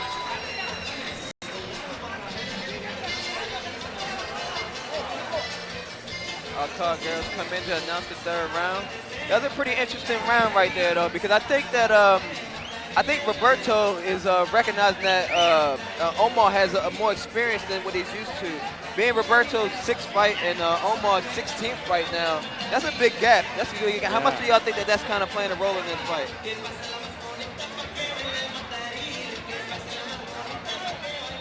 Estamos en el tercer round, pelea pactada a 4 rounds y estamos viendo por una pelea bastante empatada. Sin embargo, Roberto Meza está llevando la delantera ahí arriba del ring de lo que estamos viendo, pero sin duda, como mencionaba Simon, estamos viendo dos guerreros que están buscando darlo todo ahí arriba del ring. Yeah, this fight really got the fans going here, Kevin. I think 60% of the crowd is Roberto Meza fans right now. Sí.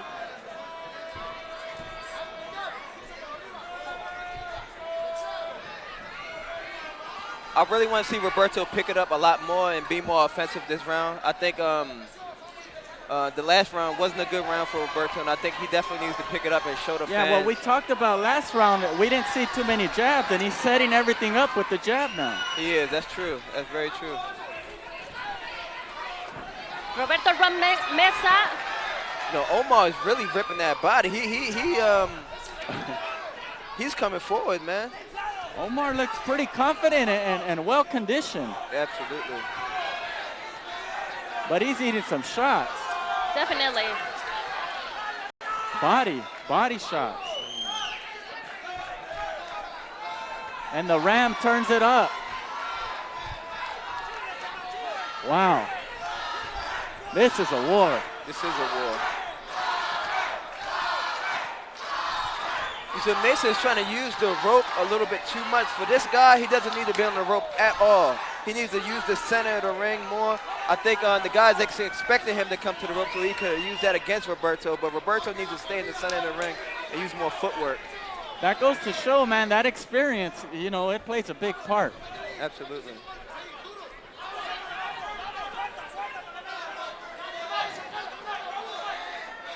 And the public is crazy right now. It's true. For Meza, it's amazing.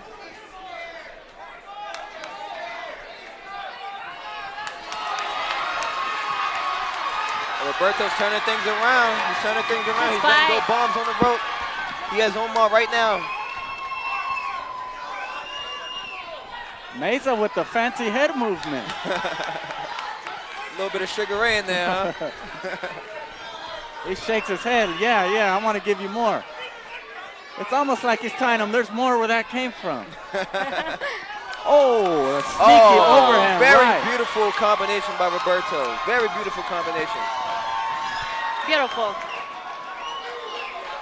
Estamos viendo una hermosa combinación de Meza, está entregando todo, estamos viendo un Meza bastante integrado, toda la combinación que le está entregando a Omar Aguilar. You know, Roberto's getting into that flow that we talked about earlier, that flow that Omar was kind of taking him out of a little bit. Right now, Roberto is definitely getting in there. He's getting more comfortable using his footwork, using his combination. He's moving left to right instead of straight backwards. Every time he's moving backwards, he was coming on the ropes, but now he's moving left and right. Yeah. And you can see right now. Tenemos un Roberto Meza imparable esta noche. Now that's Terminó la pelea. That was an excellent, good round for Roberto, right? I think that round, it showed a lot of Roberto's heart. I think that round right there, it didn't start off too well, but he turned it around and he really made that his round. What do you think, Sherry?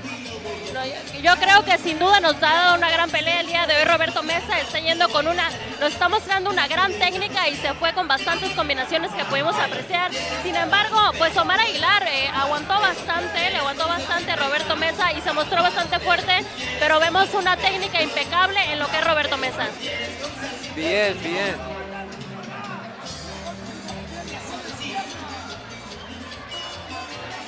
Yeah, we got to see if Meza's willing to go ahead and take charge here, you know. Absolutely. It looks like a pretty close fight. Absolutely, absolutely. This definitely is the defining round right here. I think whoever wins this round will go on to win the fight.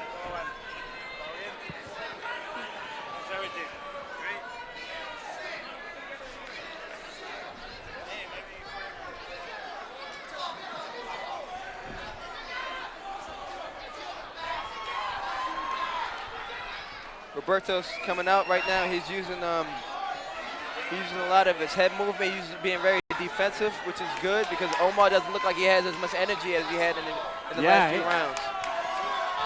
Yeah, he came out blazing early, and that might be hurting him now. But he's still coming forward.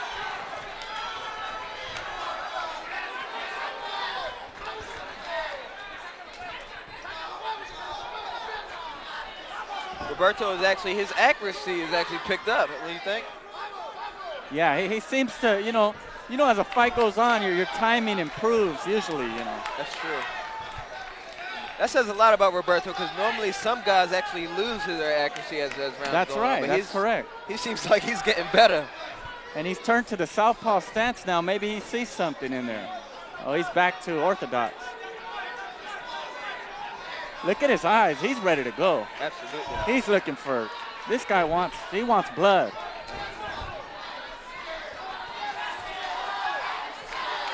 He looks like he's found a little zone here. Yes.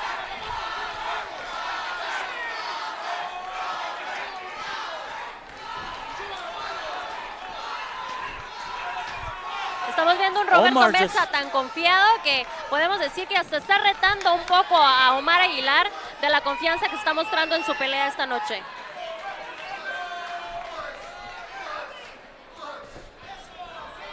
And Aguilar just won't go away. Whoa.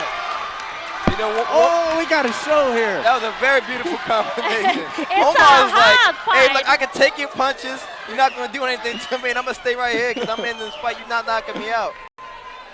And Aguilar's shaking his head no as if that's nothing. Oh. Give me more, give me more. Yeah, yeah. We got a war on our hands. Oh, this is beautiful. This is beautiful fighting, guys. This is beautiful fighting. Both of them are throwing combination, and neither one wants to back down right now. Definitely. This is what you want to see in the final round, right? Yeah, right, definitely. These fans are really getting their money's worth tonight. Absolutely, absolutely. It looks like Omar's left eye right now is getting pretty swollen right now, so that tells us that Roberto is actually doing a bit of damage. And the mouthpiece we comes see a out. mouthpiece. It's a mouth. He's Somebody's still going. mouthpiece is out. Somebody's mouth. Oh, that's Omar Aguilar's.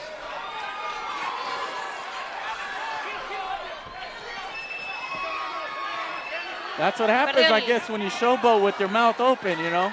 Got to be careful. Make sure you bite down. He got that eye's pretty swollen like you talked about. His eye's extremely One eye is, swollen. that's 50% of your vision right there. Oh, that was an excellent fight. And we got punches after the bell. Oh, and these guys are fighting. They want more. They want more.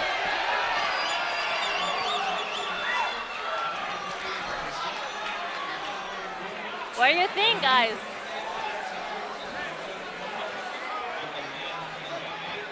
Oh, you know what, guys? By correction, this is a 6-round fight. We apologize about that. We're round number 5. This is not over. Wow. Round number 5. I want to see what happens the beginning of this round. Because these guys are both mad. These guys are heated.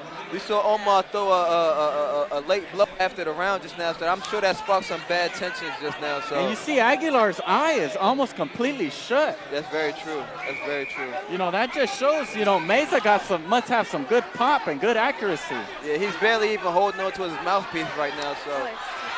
His trainers want him to win bad.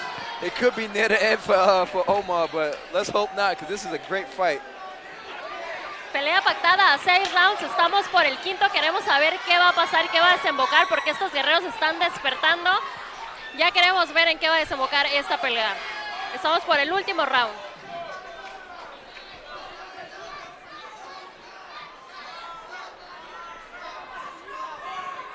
So what does Omar need to do to win in this position? KO, he seems to be in the fight. Right.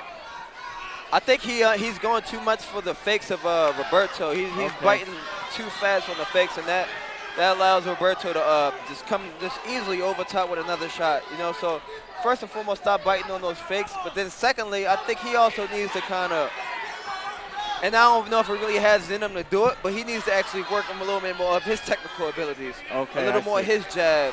You know, and that's the difference in the fight. It looks like it comes up to who's the technician in there. You know? Towards the later rounds, you don't always have that extra energy to continue to move forward and use that energy. So you got to rely on your boxing skills, and it just doesn't look like Omar has that boxing skill right now, you know? Yeah, but he sure is game. Yeah, that's very much so. Sometimes guys like this, you know, if they're willing strong enough, they could break you. But, you know, either way it goes, they definitely make a man out of you, you know? Yeah, that's right. And it looks like Meza don't plan on getting broken tonight, you know? Not at all. You see the eyes of Meza. Look at his eyes. He's ready to go. Sí, Simon, yo creo que esta noche todo puede pasar. Todo puede pasar. Some real, as they say in Espanol, guerreros. Guerreros. These are some real warriors here. It's a great word. Aguilar turns it up. Man, we hope y'all tuning in on Facebook Live. This is an excellent fight. Excellent fight. We are Facebook Live, Best in Boxing, ringside, and we got a war on our hands. Yes. Roberto the Matador. I call him the Matador. He looked like one right now. Roberto the Matador. We should change his name, right, Sherry?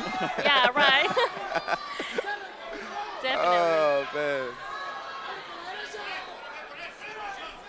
Yeah, Meza seems to want to turn it up, but, you know, Omar, he's not going to let you have it. You're going to have to take it.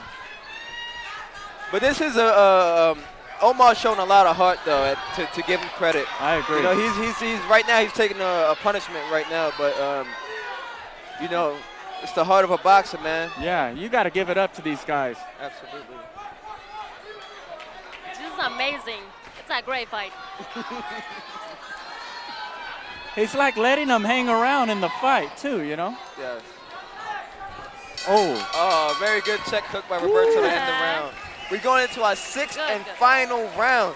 So, Simon, this last round, what do you think are keys to victory for Roberto?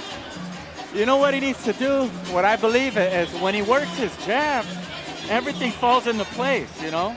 He has good distance, but I would say he needs to be the ring general and take the center of that ring. Do not give it up. Show everybody here who's here watching, all these judges, show them I'm the boss in there. I'm the boss. Absolutely. Sherry, do you think that Omar has a chance to come back at all? Do you think that it's pretty much over for him now and Roberto is just going to... Definitely not. No, yo creo que Omar, it's a great boxer, but es un gran boxeador, pero estamos viendo, está bastante reñido, pero yo creo que Roberto Meza tiene muchísima más oportunidad de ganar esta pelea, aunque nos puede sorprender. You know, Meza has a chance. He's making Temecula look pretty good right now. Yeah, you know? He's definitely putting Temecula on the map There's a lot of good fighters out there. Absolutely. Sixth round starts right now. Let's see if he takes that command here. You know, you never want to leave it in the judges' hands. You never know. Never. Their job is to score. Your job is to win and win big. Yeah. And now Aguilar comes out working the jab. And he's taking the center of the ring. You know, we were just talking about the command. You know, judges take that in effect, but you got to be effective. You know, one thing that I'm noticing now with Aguilar is that flat back foot that we mentioned earlier. I think that's one of the reasons, actually, his movement hasn't been as good as Roberto's has been. Yeah. His back foot is too flat, and it just restricts so much movement for him, you know? I'm with you on that one. I agree. And the veteran move of Aguilar grabbing one arm and punching with the other. Roberto attacking that body, attacking the head with the hooks. Roberto, you know, using them quick, those sneaky little half steps back, you know? Absolutely.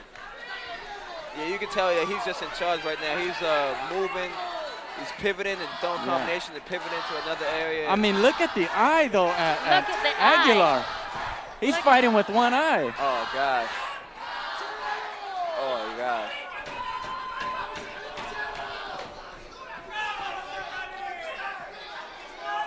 Yeah, these fans are loving it out here. Yeah, this is a beautiful fight. This is what boxing is about right here. Two hungry guys ready to get it on. And Roberto, to his credit, also he started with the jab and he's finishing with the jab. That's what you call just being disciplined. Yeah. Roberto is so focused. His eyes are locked on his man. Very much so. A Omar Aguilar se le ve bastante lastimado y tiene bastante oportunidad, pero se está viendo que es Omar Aguilar el que está recibiendo todo ese punch de golpes. Sin embargo, Roberto Meza está saliendo un poco más libre de los golpes, está esquivando un poco más lo que Omar está descargando sobre Meza.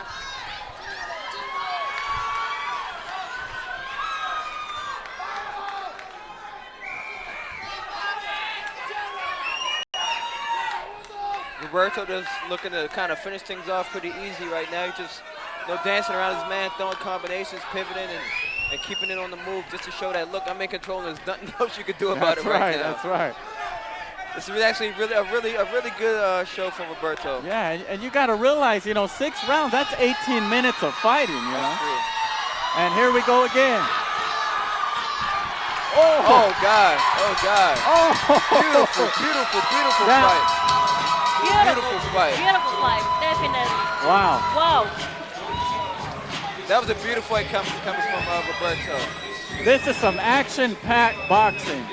You got to give it up for both men in this particular contest because they both showed heart and they both stuck in there and they did excellent tonight. That was a great fight. That's what boxing is about.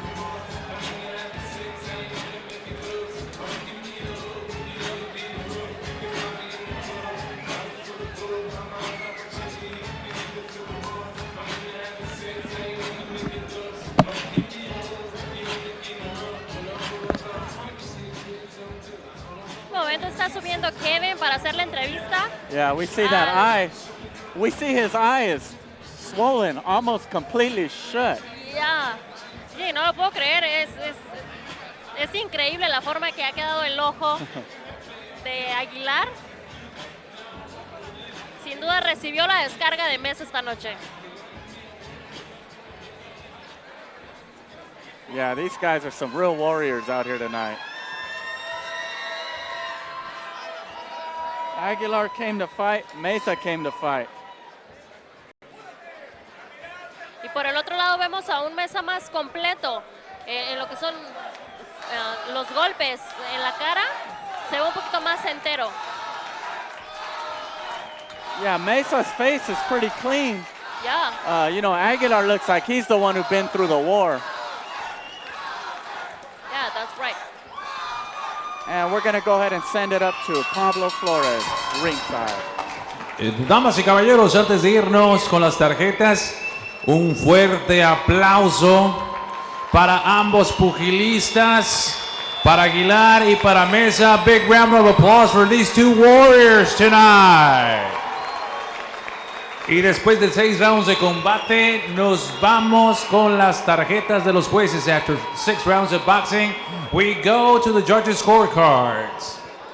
El juez, Judge Benjamín Rendón, scores it 58-56, 58-56. Y los jueces, Alejandro Rochín y Carlos de la Rocha, coinciden en tarjetas 59-55. They both scored it 59-55. For your winner, by the way, of unanimous decision. Su ganador por la vía de la decisión unánime. And still undefeated. Temecula, California. Roberto. The Red Meza. Y también fuerte el reconocimiento, big round of applause for his opponent, Omar Aguilar.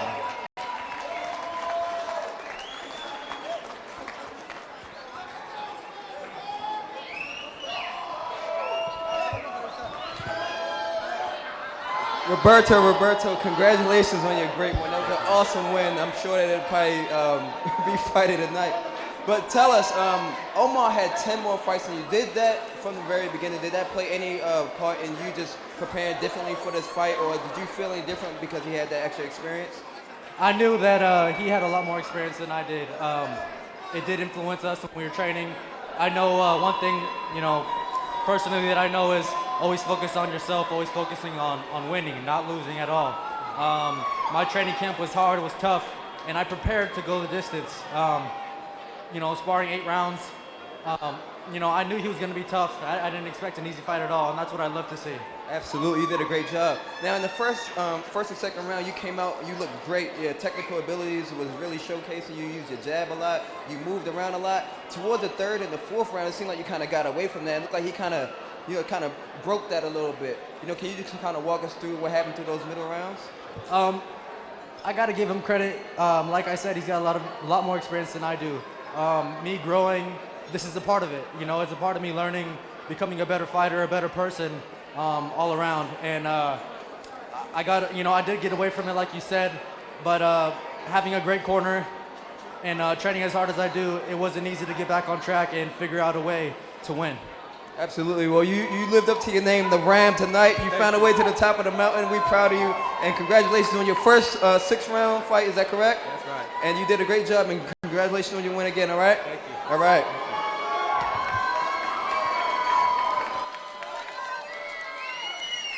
Great fight by Roberto Meza. He really made Temecula proud tonight.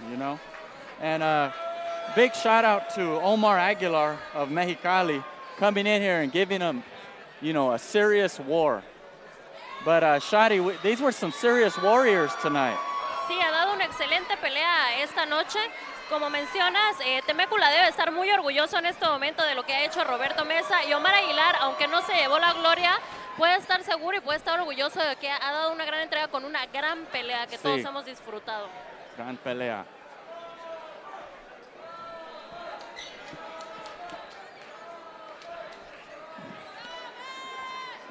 You know what? I believe in a fight like this, you start to learn, you test your body and see, what you can handle. And Meza proved to himself tonight, this was 18 minutes, 6 rounds of full throttle fight. There was hardly any breaks between this fight. Very aggressive guy. I believe it builds confidence to fight in this hard of a fight. But he won most of the rounds, pretty clear. But there was spots in there when he was in trouble. And then them tough spots really mold you as a fighter. Así como menciona, se mostraba muy confiado y una pelea muy limpia. Fue un guerrero esta noche, pero a pesar de ello lo vimos muy limpio.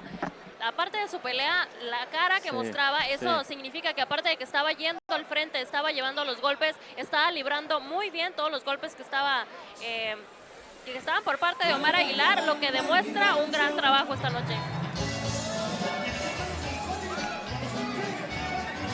Vamos por la pelea.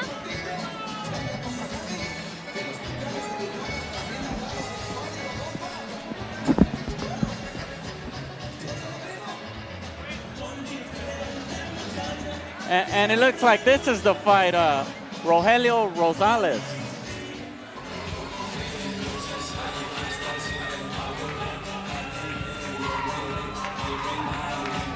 And here comes Adrian Gutierrez making his way to the ring. He's in the black and yellow. Okay, so this is the fight that we've been waiting for the whole night, huh? It's Adrian Gutierrez versus Rogelio Rosales, a fight that was supposed to happen about 5 fights ago, but hey, better late than never, huh? Yeah, we talked.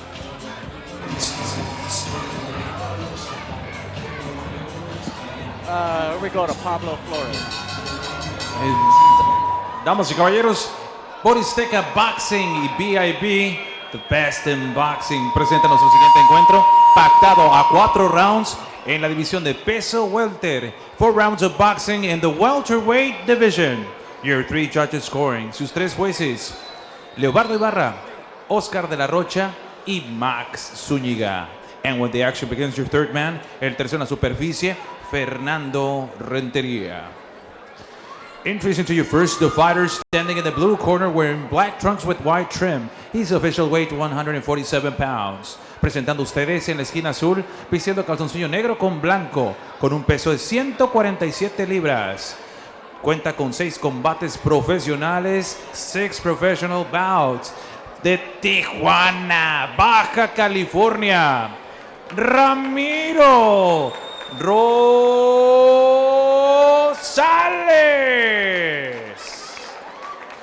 And his opponent across the ring is standing in the red corner wearing yellow trunks with black trim. His official weight 147 pounds. Y su rival en la esquina roja vistiendo calzoncillo amarillo con negro con un peso de 147 libras. Professionally he stands with 1 victory against no defeats. Cuenta con un récord de 1 victoria sin conocer la derrota. Hailing out of San Diego, California, USA.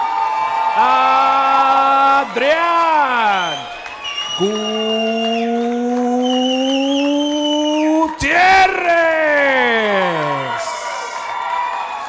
And here is to give out the final instructions. Para las instrucciones finales, aquí está Fernando Renteria. Bien, jóvenes, vamos a hacer una pelea limpia, cuidándose mucho, cuidado con los cabezazos, no golpes en la nuca, no golpes en la espalda, ni bajo el cinturón. Vamos a chocar los guantes, suerte, cuídense, gane el mejor. Julio Rosales, he woke up this morning not knowing he was going to fight, you know? Yeah, that's pretty interesting to, by the end of the day, say, hey, you're going to be fighting today, but let's just see how he does, you know? Let's see, you know, he's definitely going to have his hand full with Gutierrez and all his amateur pedigree. This could be one of those Mike Tyson Buster Douglas fights, you know? Yeah, and Rosales comes as a southpaw. Gutierrez looks nice and poised. Absolutely. Muy tranquil.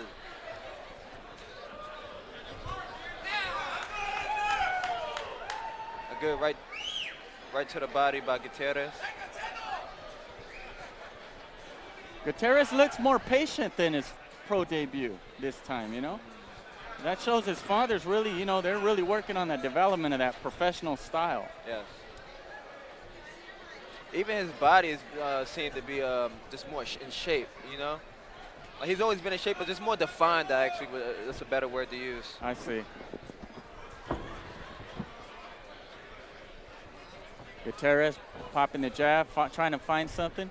Rosales, he keeps a low guard, so I would like to see Gutierrez use that jab just to open him up a little bit more. He could probably even stop him with a body shot if he doesn't. Oh, we got a big body nice shot left here. Body. Oh. Double shots. But Rosales really blocked those, though, just now, quite honestly.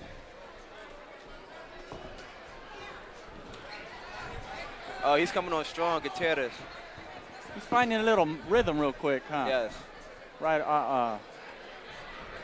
You know, for some reason, Rosales actually looks like he's getting a lot of confidence, right? Sí, se muestra bastante confianza, como mencionas, Kevin. Adrian Gutierrez, a pesar de que Rogelio tiene 6 peleas profesionales y Adrian Gutierrez viene por su segunda pelea, estamos viendo bastante diferencia entre los dos boxeadores. Gutierrez kind of clipped him a little bit. Looked like Rosales is kind of on the defense a lot more now. Yeah, you know, the only way a fighter like Rosales can beat a technical fighter like Gutierrez with all this experience, he has to rough him up. Yeah. He has to really rough him up. Oh, looks like we got a slip by Rosales.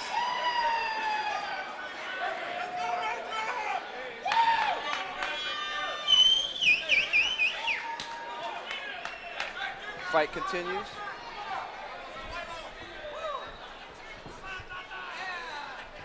Gutierrez working the jab.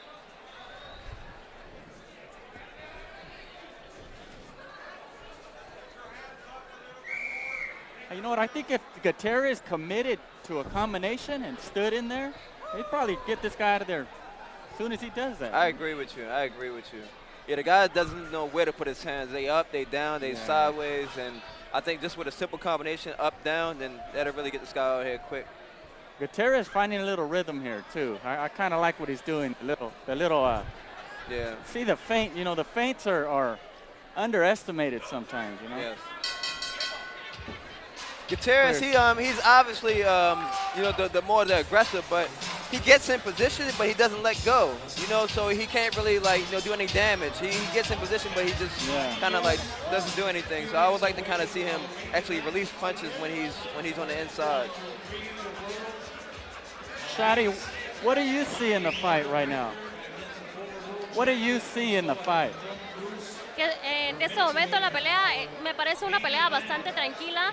Más que nada, yo creo que Rogelio Rosales podía haber traído un poquito más de condición, lo podíamos haber visto un poquito más preparado. Y estamos viendo un Adrian Gutierrez con un buen físico, viene preparado, concentrado y con mucha confianza. Yo creo que no hay demasiado que analizar para saber quién se va a llevar esta pelea. En mi punto de vista.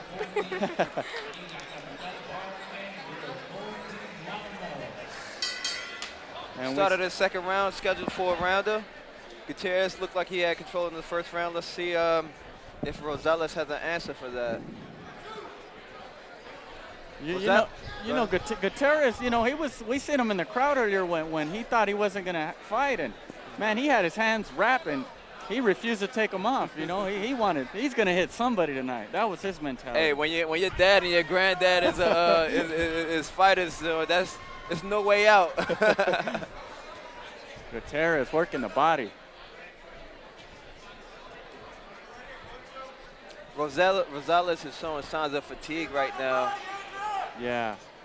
He's kind of huffing and puffing and taking steps out when he should be. And Gutierrez eats one, but he's not worried about that. You know, he's poised. He's been hit before. Yeah.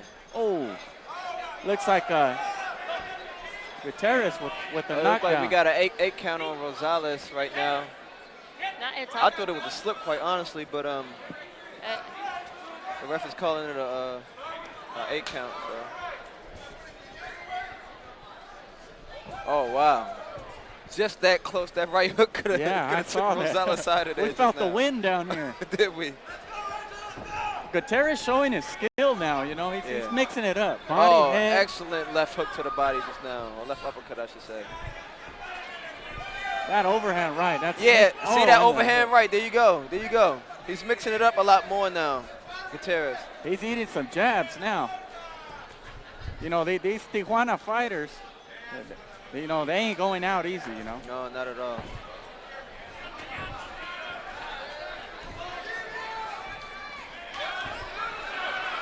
No, Rosales, he takes step back as if he got hurt, but then he comes back strong after that.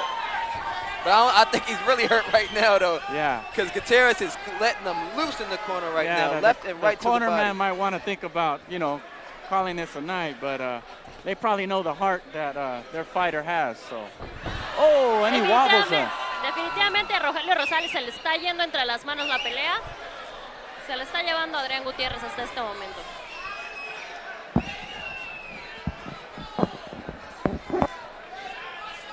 Oh! That was a sneaky right hand by Gutierrez right there. Oh wow, the ref called it off. I think that was a good call by the ref just now because there was no way that this guy was going to come back and do anything. Gutierrez goes to 2-0 now. He did. That was like a delayed right hand. Like it was a pause in the middle of it, so the guy he reacted too quickly and. So by the time it was ready to, and a split second in this sport could be an eternity, right, Kale? That's true. It could be life or death. Vemos a un Adrian Gutierrez bastante joven, pero no sé, yo creo que la lección aquí no sería para el joven, sino más bien para Rogelio Rosales, considerar dedicándose al boxeo con un poquito más condición y más entrega para su entrenamiento.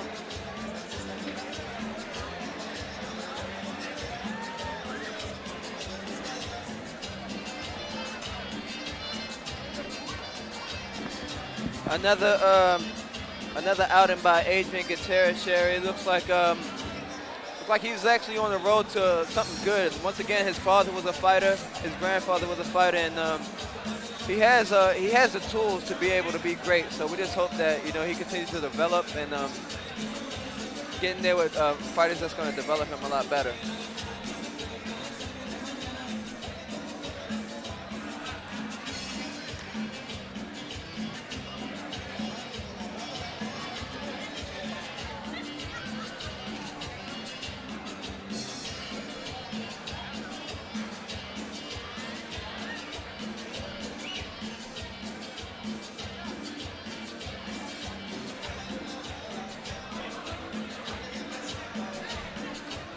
few moves, we're going to be moving it over to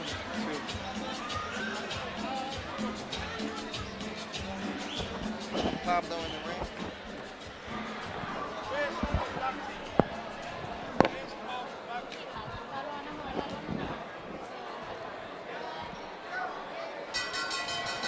Damas y caballeros, tenemos el tiempo oficial de 2 minutos con 30 segundos en el segundo asalto. We have the time of 2 minutes 30 seconds in round number 2. Declaring your winner by the way of technical knockout. Su ganador por la vía del knockout técnico, Adrian Gutierrez.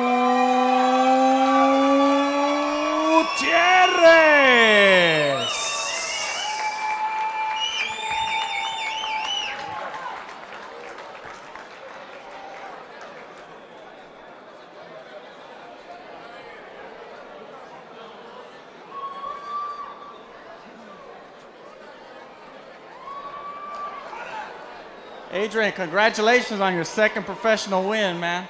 Thank you. Yeah, we saw you were you saw something that, you know, we might have not seen ringside, and you were really digging to the body there. Tell us about the work and the experience. Well, the body work comes from my grandpa. You know, he always tells me, always the body, always the body. So amateurs, that's what we worked on, body, body, body. So we came, looked for those body shots, tried to get the win out of them, finally ended it with the right hand.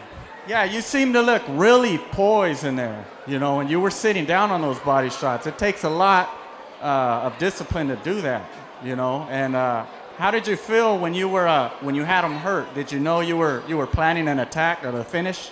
Yeah, my dad telling me the first round I was bouncing around too much, just feeling him out. He told me second round, all right, start walking him down, taking your time, picking those shots. So, you know, that's what I started doing. And yeah, it felt good. You know, we practiced that, we work on that. All comes together at the fight. Put on a good show, Adrian. Congratulations. Adrian Gutierrez. Thank you so much. Keep watching. Adrian Gutierrez. Next champ.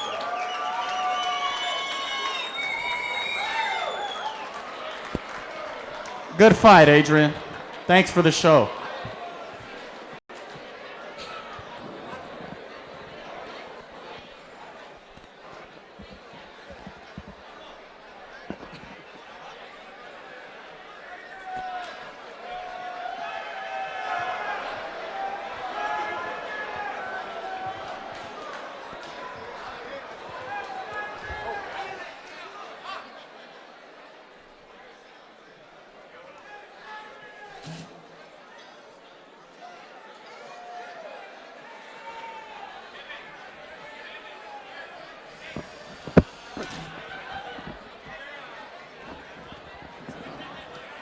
So that was Adrian Gutierrez.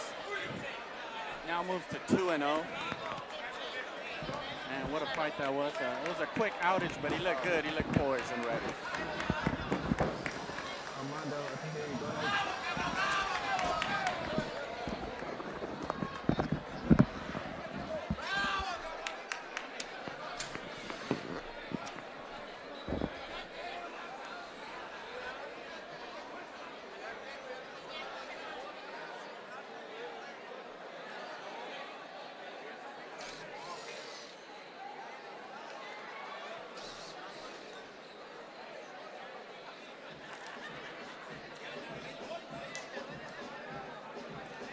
These are some great fights here tonight.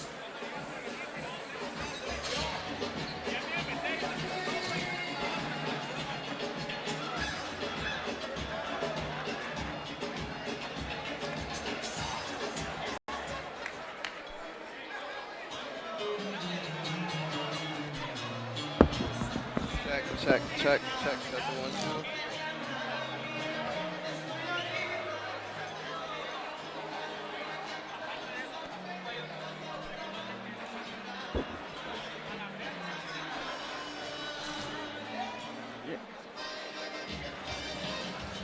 Yeah, these are some.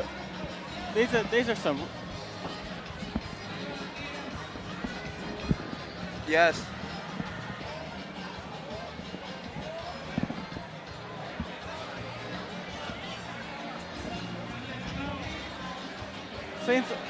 All right, folks, we're gonna have a little bit of delay. These guys had some difficulties. We're over here fixing the ring. You know, all these wars going on, you know, it's causing a ruckus to the ring, you know? Yeah, man, it's like they breaking each other and breaking the ring at the same time. We apologize about this delay, guys, but we just having a little technical difficulties with the ring. So once everything is safe for our fighters, we will be back up shortly.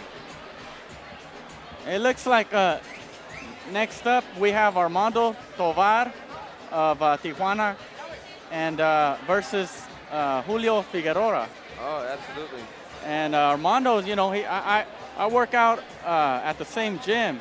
And, you know, even though Armando, this guy has a work ethic like no other, you know. And he fights like that. He got an exciting style.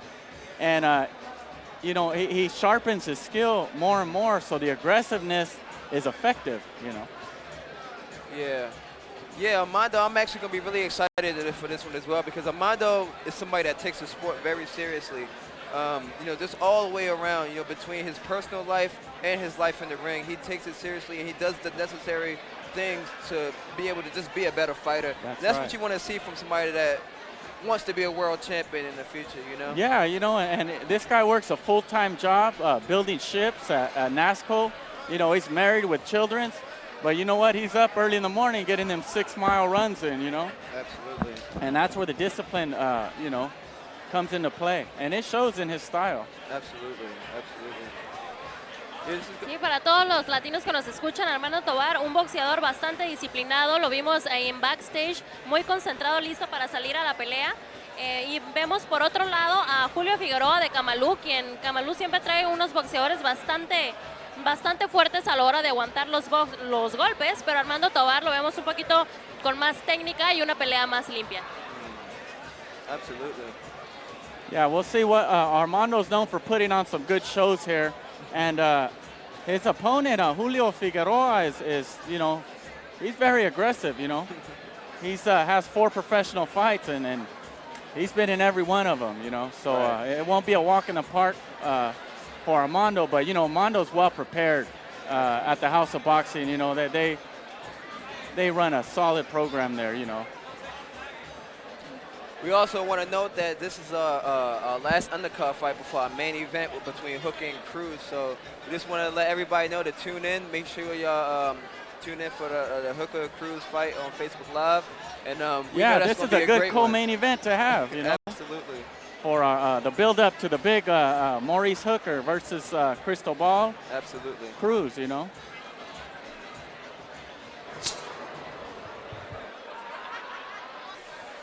Figueroa in the red and gold, looking pretty flashy. It's a fashion custom. You got nice clothes, huh? Yeah, very nice. Gentlemen.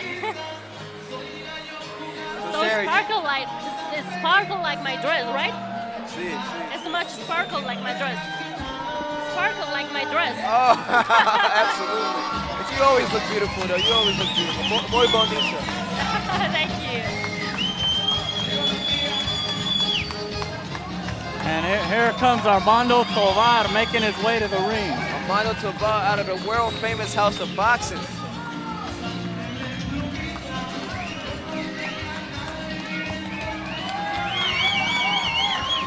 Oh man, you hear these crowds? Yeah, this place loves this guy.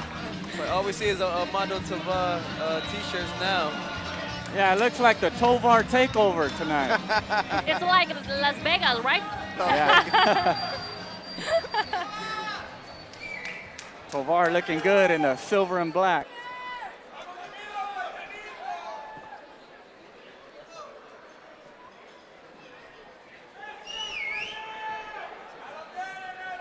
Both of these guys look like they're in great shape. All right, let's toss it over to Pablo in the ring for our announcements. Damas y caballeros, este es su combate coestelar de esta noche. This is your co-main event of the evening. Set for 4 rounds of boxing in the super lightweight division. 4 rounds de combate en la división de peso super ligero. Introducing your 3 judges in ringside, sus 3 jueces, Oscar de la Rocha, y los internacionales Alejandro Rochín y Benjamín Rendón. And when the action begins, your third man, el tercero en la superficie, Fernando Renteria. Introducing to you first, the fighter standing in the blue corner, wearing red trunks with gold trim. His official weight, 140 pounds. Presentando ustedes en la esquina azul, vistiendo calzoncillo rojo con dorado, con un peso de 140 libras. Tiene 4 combates profesionales de Camalú, Baja California, México. Julio, el bombero Figueroa. And his opponent across the ring is standing in the red corner, wearing gray trunks with black trim. His official weight, 140 pounds. Y su rival en la esquina roja, vistiendo calzoncillo color gris con negro, con un peso de 140 libras. Holding a professional record of 5 victories against 1 defeat, and 3 of those victories coming by the fast way of knockout. Presenta un récord de 5 victorias, 1 derrota y 3 victorias por la vía del knockout. Representing House of Boxing, San Diego, California, USA,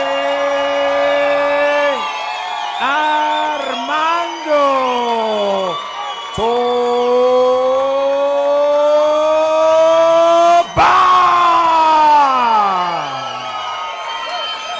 And here is your third man to give out the final instructions. Para dar las instrucciones finales, Fernando Renteria. Jóvenes, vamos a hacer una pelea bonita, ¿ok? Tengan cuidado, vamos a tener cuidado con los cabezazos, con los golpes en la nuca, en la espalda y debajo del cinturón. Cuídense todo momento, diviértanse, choquen los guantes, suerte, gana el mejor. Yeah, here we go, Armando Tovar, Julio Figueroa. The defining moment for Armando Tovar against Julio Figueroa. I've seen Figueroa in the ring before, and I tell you what, man, he is, even though he has an 0-4 record, that really doesn't define who this guy is. He is a fighter, and I know we're going to see that right now. He's coming to win. I'm telling you that right now.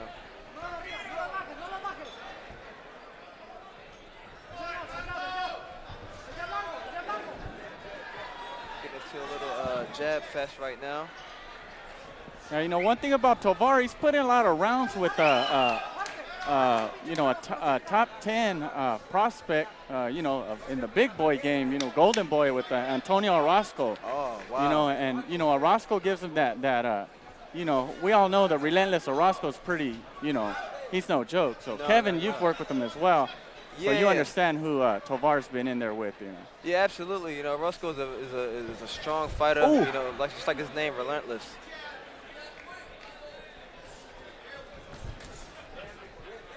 Armando with the hands up, looking fresh, looking focused, looking determined.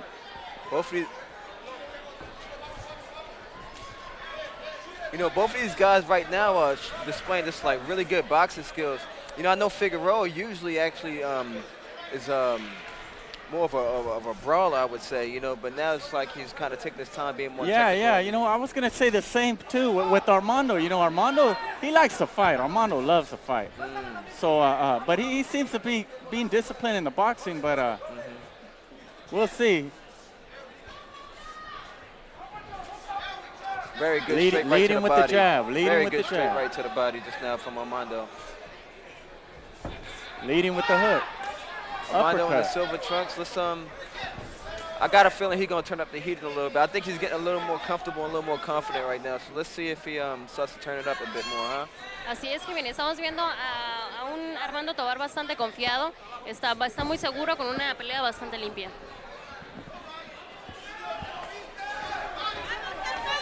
Armando Tovar, 5 peleas ganadas, 1 perdida contra Julio Figueroa, quien no lleva ninguna ganada por el día de hoy, al contrario de 4 derrotas.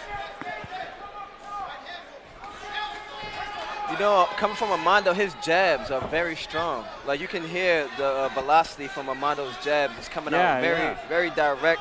And even if it's hitting the gloves, you can still hear the power in his punch. Yeah, Carlos and his trainers, Carlos Barragan, Jr. and Senior, they've sharpened this guy, to a lot. This guy used to be a straight-up brawler, and we see him, we know that's in him, and now he's taking his time. He's walking his guy down. He's throwing body shots. To Figueroa's credit, he's using the ring very well, though, at the same time. Even though Armando's coming on pretty strong with these punches, he's moving around and he's getting out of the way. He's going left and right. So he's game, and he looked pretty well conditioned from his his body type. Very much so. Round one.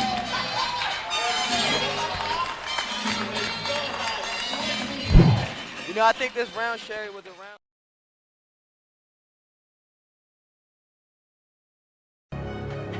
Hours of road work, fighting through the pain of training. We don't complain. You know, people just don't understand how tough this life is. People ask me then, why do it? Simple. I want to be the best in boxing. Global Sports Streaming, the future of sports programming.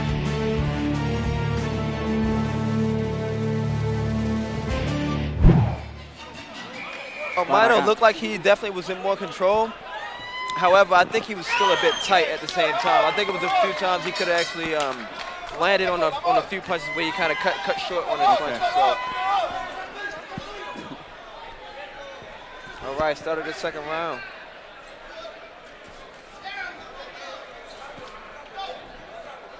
One thing about Armando, he gets busier every round. So we're willing to see, but Figueroa is holding his own. Yeah, I was about to say I gotta kind of give it a little bit of credit to Figueroa right now, because he's nice combination by Figueroa. Figueroa turning it up. Figueroa's turning it. He's actually, before he was doing just a turn, but now he's actually turning Tovar a little bit more. I see that. I see that.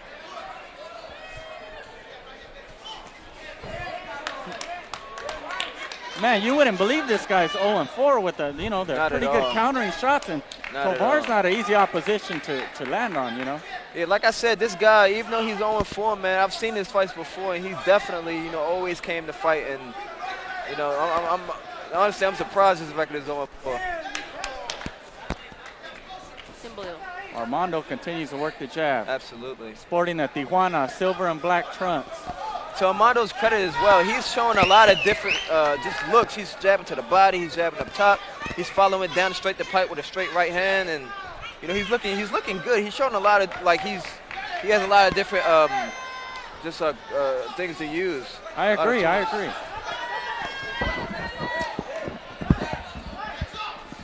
Armando. Good jab to the body by Armando.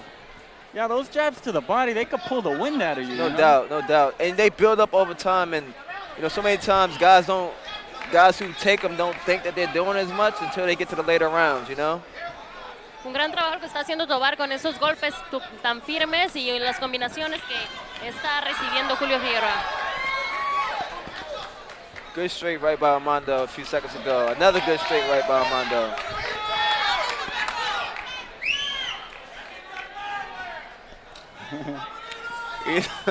He's going in a transition from Brandon Rios to Danny Garcia right now. Definitely being a lot more technical. And he's throwing a lot of good power. Even though he's being technical, the power is still there. Yeah. Let's see how long Figueroa can weather the storm, because Mondo looks like he has that look in his eye. Oh, and Mondo takes some shots. Absolutely. Figueroa trying to turn it around. Well, Figueroa wants to, he does let him go.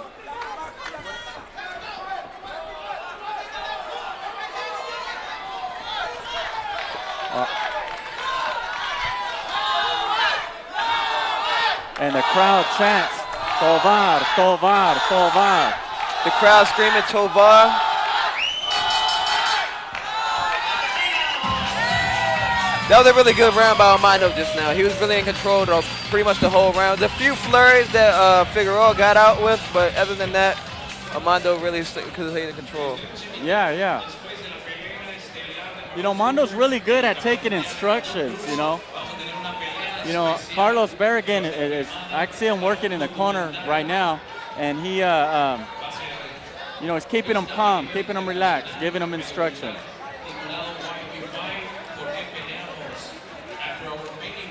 Yeah, Armando ate a couple shots there, but it's going to take more than that to, stop him from coming.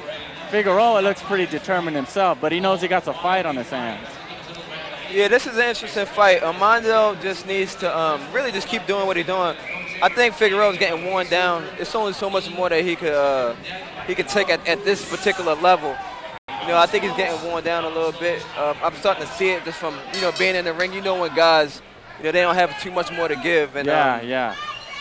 Because he doesn't have an answer for Armando, I think mentally that's wearing him down, you know? Yeah, the mental part, the mental aspect is huge. Yeah.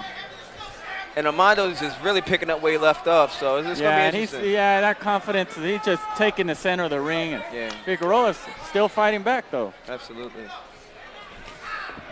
Good straight right by Armando. That's nice work.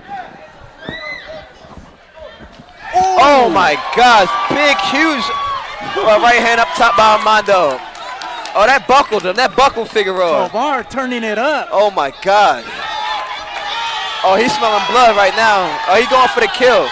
He's going for the kill. Armando's going for the kill. Oh, my God. It's over. It's over. Gets the knockout victory. It's over. Referee stopped that fight. There was too many clean shots. As a referee, you don't want to see a guy. When you see a guy take clean shots that hard, you got to call a fight. You know, it's like. Sin duda, unos golpes muy limpios por parte de Armando Tovar. Estamos viendo a Julio Figueroa qué forma de terminar esta pelea. Lo intentó, pero no se resistió a las combinaciones de tanta fuerza de Tovar. Yeah, that was very dangerous, right? Yeah, dangerous. Oh, the guy couldn't even make it back to his corner by himself. They had to actually bring this stool over. Yeah, this guy is just out on his feet. Figueroa is out right now. He don't know what's going on right now. He's out of it. En estos momentos está crítico el estado de Omar Aguilar. Bueno, pues fue necesito paramédicos al ring, por favor. Paramédicos al ring.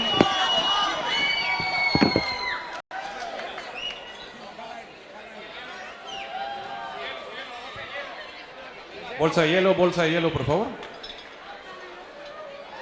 Armando Tovar, he just turned it up. He might have saw that shot early, you know, and just said, I'm going to wait for it to come, you know. But that investment to the body gets the guy distracted as well. Yeah, very much so. I totally saw, I didn't see that happening, but I saw that round right there was going to be the round where Tovar was really going to do something damaging. Yeah. That's exactly what happened. And this guy is out. He's out on. He's out. Yeah, this guy doesn't have. I think his consciousness truly left him just now. Honestly. Estamos viendo en este momento los paramédicos que llegan en ayuda porque sí se encuentra en mal estado Julio Figueroa. We got the whole medical crew in there attending to Figueroa right now. It looked like he was really out on his feet. That shows a lot of the power from Armando.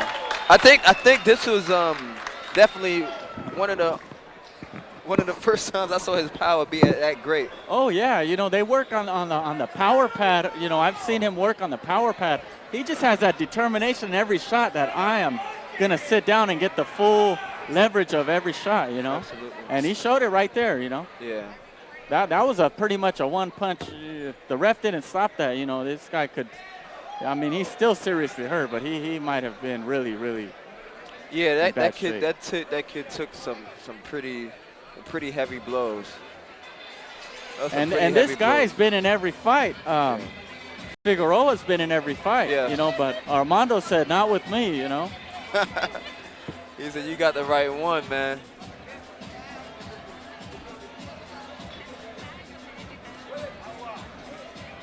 All right, let's head over to Pablo in the ring for these announcements.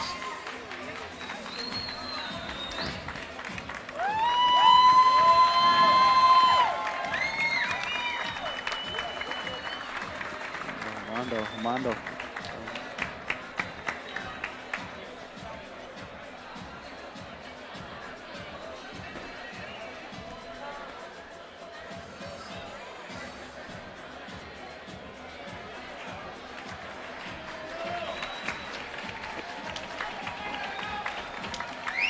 And we go to Pablo again, Pablo Flores ringside.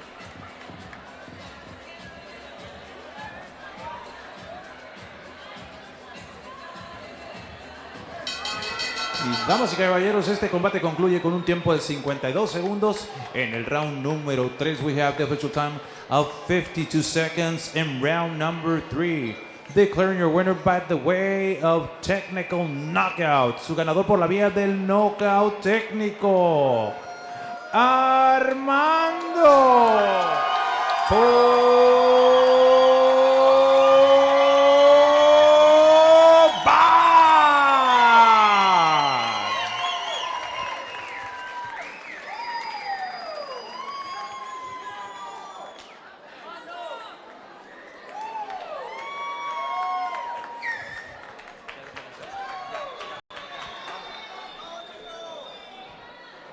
Armando, una pelea con un desenlace totalmente inesperado.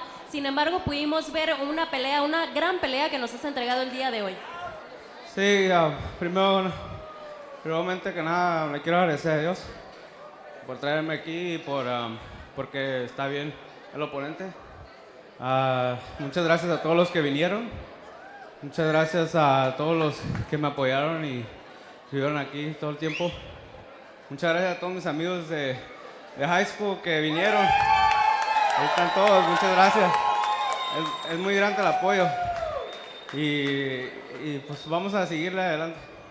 Es increíble el apoyo que tienes, tanto el apoyo como la pelea que acabas de dar el día, te tienen que dar un gran ánimo para seguir adelante. ¿Qué es lo que viene para Tovar? Pues lo que digan mis entrenadores, yo nada más me preparo, me dicen que estoy listo, si ellos dicen que estoy listo, pues ya estoy listo. La siguiente que viene ya es 6 rounds y nada más le quiero agradecer a todos, estoy muy emocionado por eso, porque los miro a todos y hasta que ganas me da llorar. Bueno, ya lo escuchamos, un Armando Tovar feliz y emocionado. Pues muchísimas felicidades, Tovar, y sigamos viéndote por aquí en el ring para las siguientes peleas.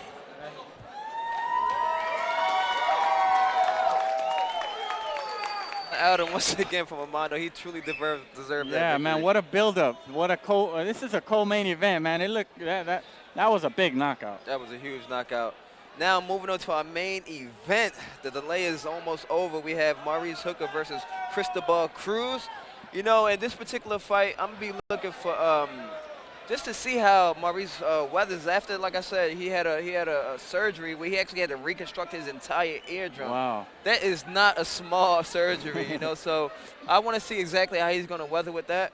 I know he had to go through a lot of difficulties to get this fight. He really insisted, you know, to get this fight because his last 2 fights ended up getting canceled for whatever reasons. And he said, Rock Nation, like, you know what, I trained, I went to training camp, there's no way I'm not gonna fight. And now here he is, you know, in Tijuana, Mexico, and I just want to see how he's going to do. Yeah, and his opponent, Cristobal Cruz, you know, this guy's been in there with he's no pushover. This guy's been in there with Orlando Salido. He took the win, you know, in 08 for the title. So these guys, between them, have 80 professional fights. You know, we're going to see a lot of experience tonight, and 10 rounds is a long time to fight. Yeah, and also, you know, Cruz, Lacandon Cruz. For Javante Davis, you know, out of my hometown again. You know, this is pretty interesting. That's you know, right. But, and if I'm not mistaken, Hooker was supposed to have a fight on the undercard of the Cotto Kirkland. He was, and like you said, he pushed his promoter, Rock Nation. He said, hey, I went through camp. I want somebody. Give me somebody, you know. He did, yeah. Yeah, man, that says a lot about Hooker, you know, as a fighter, you know, so it's just going to be a really interesting. And here he comes right now with the Mexican sombrero and a lollipop in his mouth. Oh, my gosh. This guy said, you know what, you might be Mexican, but right now Mexico is rooting for me. That's right. This is pretty interesting.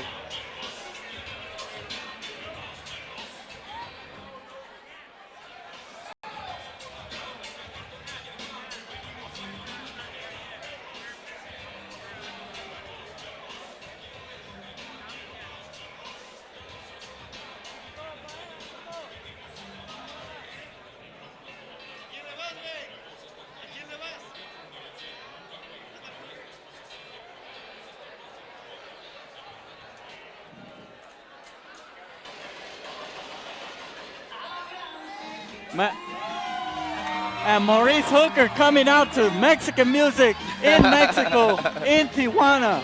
He got the poncho, he got the sombrero. He might as well be Mexican, man.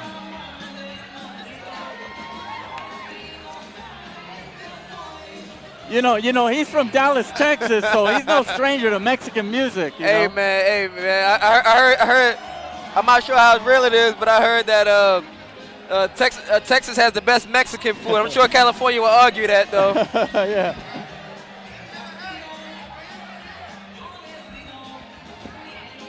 Yeah, Hooker looks ready to go. You know, this guy got such a long reach. Yeah. The way he's built, he puts all that leverage from his reach, and he puts some serious power on those shots. He's loving this atmosphere. You know, on first glance, Maurice appears so thin. You know, it makes you wonder where that power comes from. I know. You know? Yeah. But you know, that just goes to show you that there's different layers to fighters. You know, you might see the physical, but you can't see the soul. You can't see the spirit. You definitely can't see the mind. You know, and you know, a lot of power comes from those places too. You know.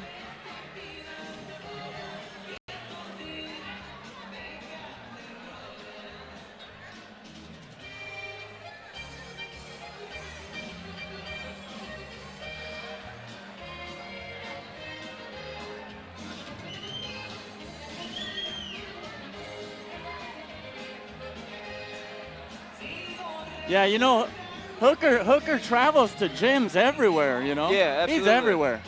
Yeah, he's done training camps in Big Bear. He's been in my gym in Bomber Squad. He's been to the arena. He's sparred with so many people in San Diego. He's a very nice guy too, you know, very respectable. Yes. And that's the beauty of boxing, you know. You don't have to be a mean guy.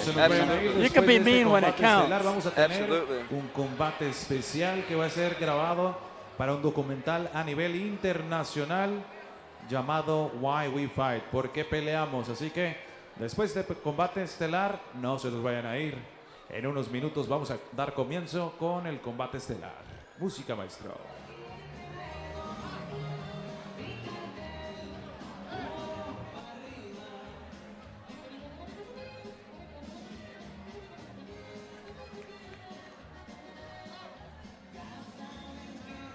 I guess the physician is back there with Julio Figueroa, who got knocked out on his feet by Armando Tovar. So, you know, he really must be in some pretty bad shape, you know. Gotcha.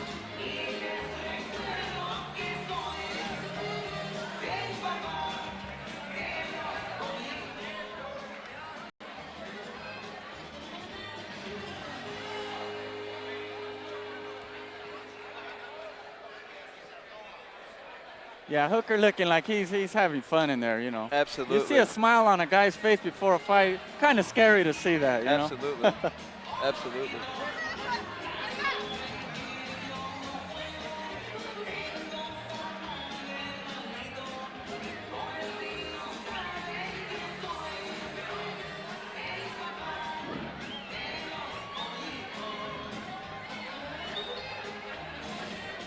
You know, Maurice Hooker, you know, having been in sparring matches with him, everything, I could testify to his toughness. And he's a very durable guy.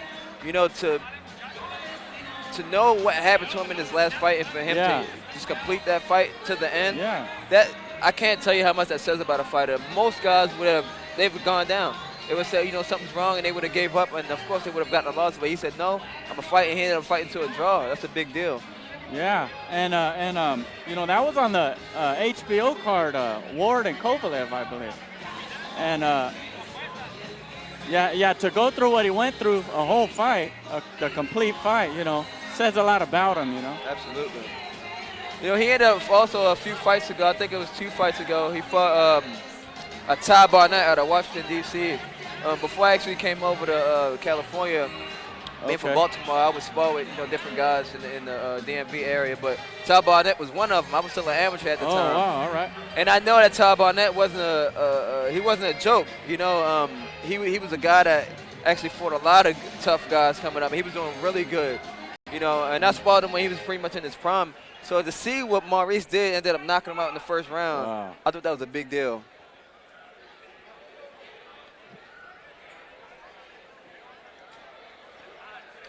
Yeah, I've seen him fight before at 4 Point Sheraton in San Diego. He was on a card with David Barragan. And, man, you know what? He he fought a tough guy from Vegas, and man, he just put these amazing power shots together, you know.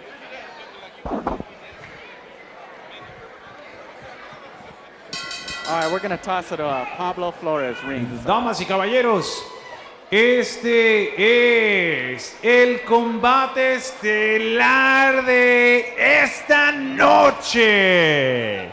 Está pactado a 10 rounds en la división de peso super ligero.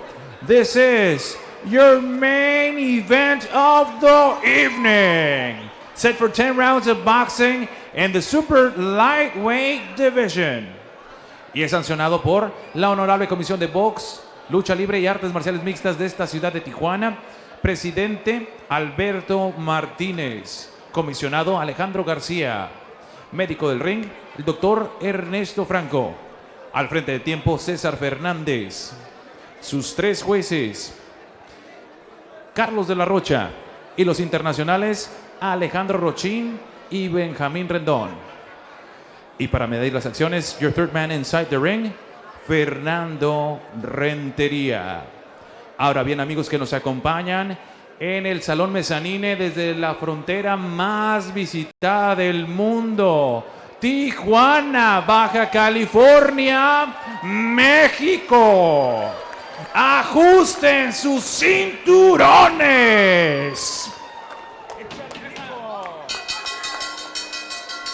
Introducing to you first the fighter standing in the blue corner, wearing silver trunks with black trim. His official weight 140 pounds. Presentando ustedes en la esquina azul, vistiendo calzoncillo color plata con negro, con un peso de 140 libras. As a professional, he stands with 41 victories against 20 losses, 4 draws, and 28 of those victories coming by the fast way of knockout. Presenta un récord de 41 victorias, 20 derrotas, 4 empates y 28 victorias por la vía del knockout. He's the former super featherweight champion of the world, el ex campeón mundial de peso superpluma de la Federación Internacional de Boxeo de Tuxtla Gutiérrez, Chiapas, representando Tijuana, Baja California, México. Cristobal Lacandon Cruz. And his opponent across the ring is standing in the red corner, wearing gold trunks with black trim. His official weight 140 pounds. Y su rival en la esquina roja, vistiendo calzoncillo color oro con negro, con un peso de 140 libras. Professionally, he stands undefeated with 21 victories, no losses, 3 draws, and 16 of those victories coming by the fast way of knockout. Presenta un récord invicto de 21 victorias, 0 derrotas, 3 empates y 16 de esos combates por la vía del knockout. Actualmente está clasificado mundial número 3 por la FIB y número 4 por la OMB. He's currently ranked number 3 by the IBF and number 4 by the WBO. The NABO Super Lightweight Champion, hailing out of Dallas, Texas, USA, Maurice Mighty Mo Hooker. Y para dar las instrucciones finales, aquí está Fernando Rentería. To give out the final instructions, here is Fernando Rentería. Muy bien, jóvenes. Lacandon, señor, vamos a hacer una pelea bonita. Cuidado con los cabezazos. No golpes en la nuca, no golpes en la espalda, ni bajo el cinturón, ¿ok? Vamos a chocar los guantes. Suerte. Dale mejor. All right, here we go, here we go. We got the young lion against the veteran, man. Let's see. It's going to be an interesting one. Now, Cristobal Lacandon Cruz is from Los Mochis, Sinaloa. That's you know, he's he's got heart from down there. And out of his 41 wins, he got 28 knockouts. That's guy might be able, he can crack. Right, can't sleep on that. Hooker with the long, lengthy Proverbs body 21:31 on his trunks. I gotta look that up. Oh wow, Hooker is doing just that, hooking. That's right, huh? The name matches him.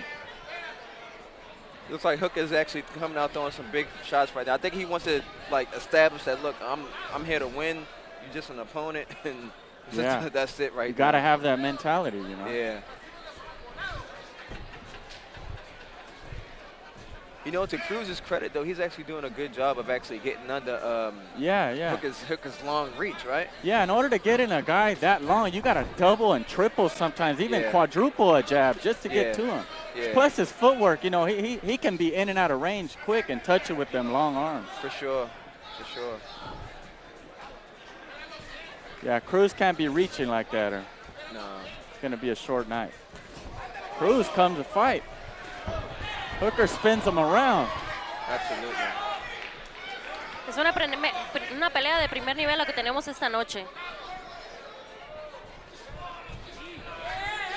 Hooker's doubling up with that right hand. I think he kind of see that he's dropping his left hand a little bit, so he wants to use his right a little bit more.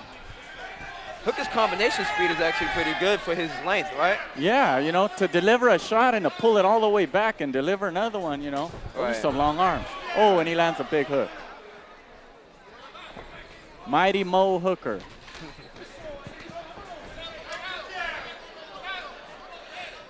I can see why Cruz is a veteran, though. He's taking some good shots, yeah. but he's coming right back, you know? You got to watch it. Cruz is looking for that big overhand. I've seen it a couple times, you know. Absolutely. Hooker's experience, I'm pretty sure he sees that. Hooker's doing a good job of keeping him off balance, too, so, oh, wow. So big he can't hook set by, up big for hook that. by Hooker. That's an easy hook by Hooker.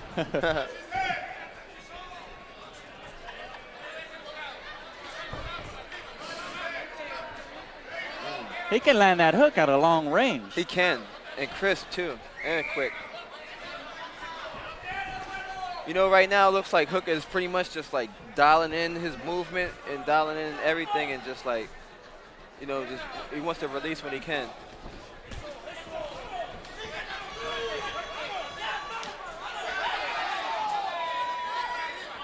Cruz is just looks like he just wants to bully Hooker a little bit more. Looks like he knows he can't beat him on the outside, so he wants to kind of push him around. All right, end of the first round, scheduled 10-rounder. Sherry, what do you think when you see the fight so far? Creo que estamos iniciando bien esta pelea, una pelea pactada 10 rounds. Estamos mostrando una personalidades como Maurice Hooker con 21 peleas ganadas, 0 perdidas y 3 empates. Por otro lado, Cristobal Lacandon Cruz de los Mochis, Sinaloa, con un récord de 41 peleas ganadas, 20 perdidas y 4 knockouts.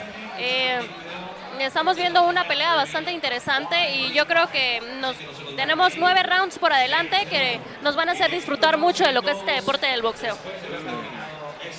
Yeah, I think it's pretty interesting. Hooker is even sitting down. He was like, you know what? I want to take this guy out quick. He said, I don't need a rest.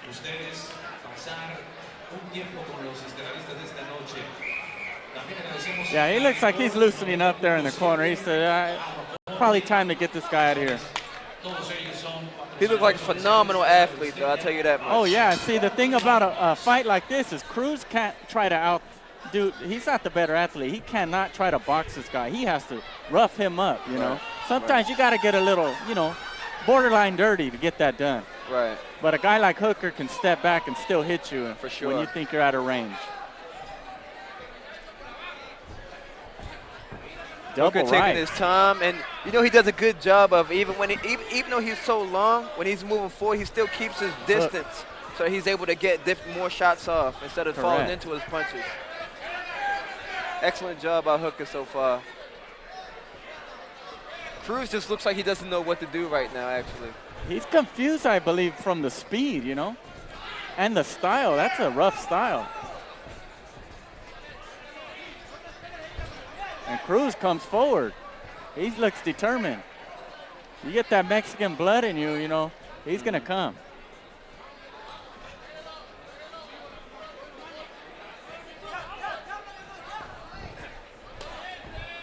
Body shot, little by the back, but ref didn't call it.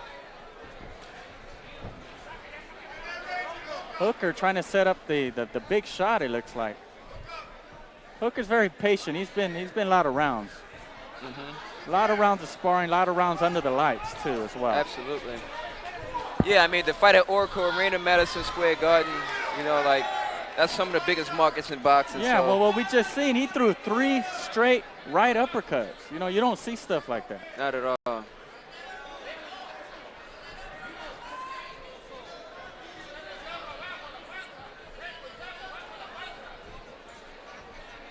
You know, all I think, it's interesting because even though Maurice is the taller fighter, he wants to keep his distance, he's still coming forward at the same time while still maintaining that distance. That's pretty interesting. He closes the range so fast, you know. Yeah. But Cruz continues to hang in there. Oh, good counter hooks. Maurice Mighty Mo Hooker showing his athleticism.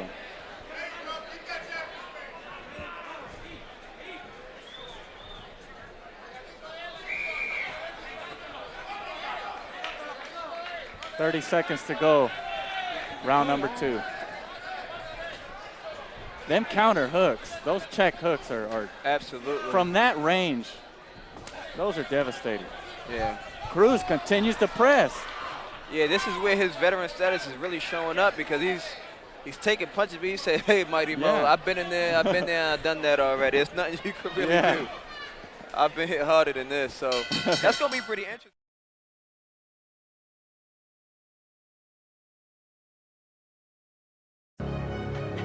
Hours of road work, fighting through the pain of training. We don't complain. You know, people just don't understand how tough this life is. People ask me then, why do it? Simple. I want to be the best in boxing. Follow Best in Boxing on YouTube where future stars of boxing fight.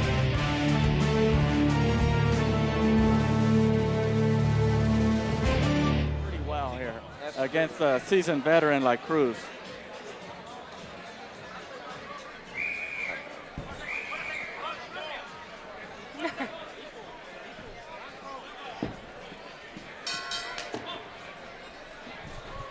Yeah, Cruz, he actually beat Orlando Salido as he falls to the floor.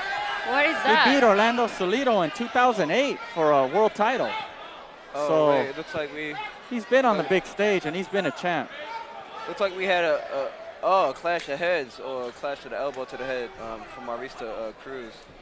Cruz needed to take a second just now. Cruz throwing hard shots. Absolutely. Hooker countering.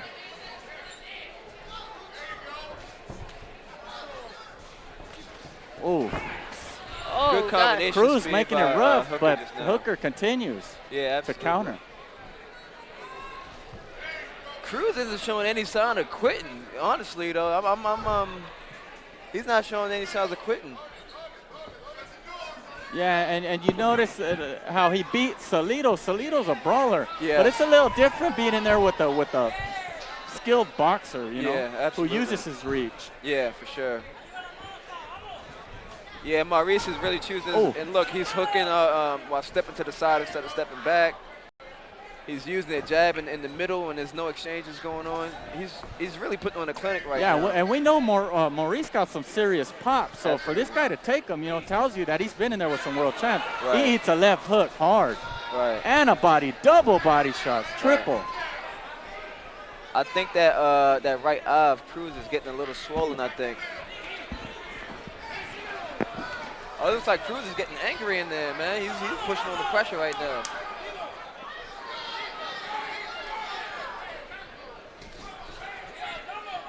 Yeah, he leads with his head, and Hooker's probably going to lift it up with the uppercut sooner or later. It's easy. It's like he's like just telegraphing, really. Yeah, it's not much he could do to really get just get through Hooker's punches. So he kind of just puts his head down and hopes, you know, but it doesn't work. And that's dangerous against a counter puncher because that's what he's looking for. Absolutely. Hookers look like he's in amazing shape, though. Amazing shape. Oh. Man, that jab reaches across Great the job. ring.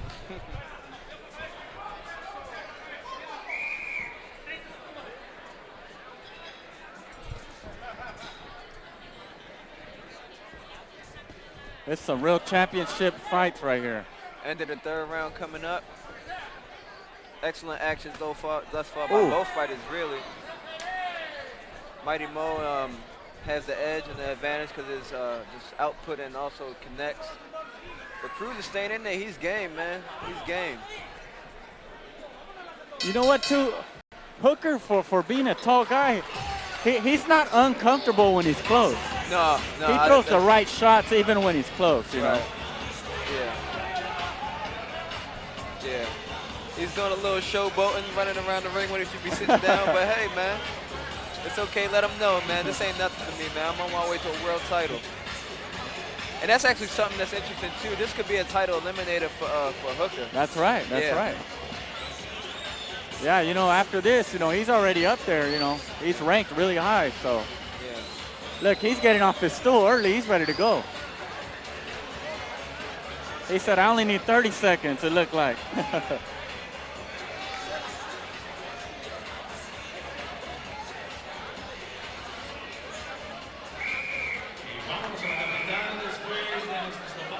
You know, his body type, man, just his leanness and everything like that is, I wonder if that kind of contributes to him being able to pump the jab the way that he is. And you talk about a jab, he knows the exact distance to get the full leverage at the end of that punch where that elbow snaps, you know? Absolutely. Oh, good sneak. And he eats an overhand. That was actually a good left hand by Cruz just now to the face of Maurice. Good jab by Maurice. Ooh. We got a main event on our hands here. No doubt about it. Just like you said, though, Maurice feels comfortable in the inside, which is rare for a fighter his size, his height.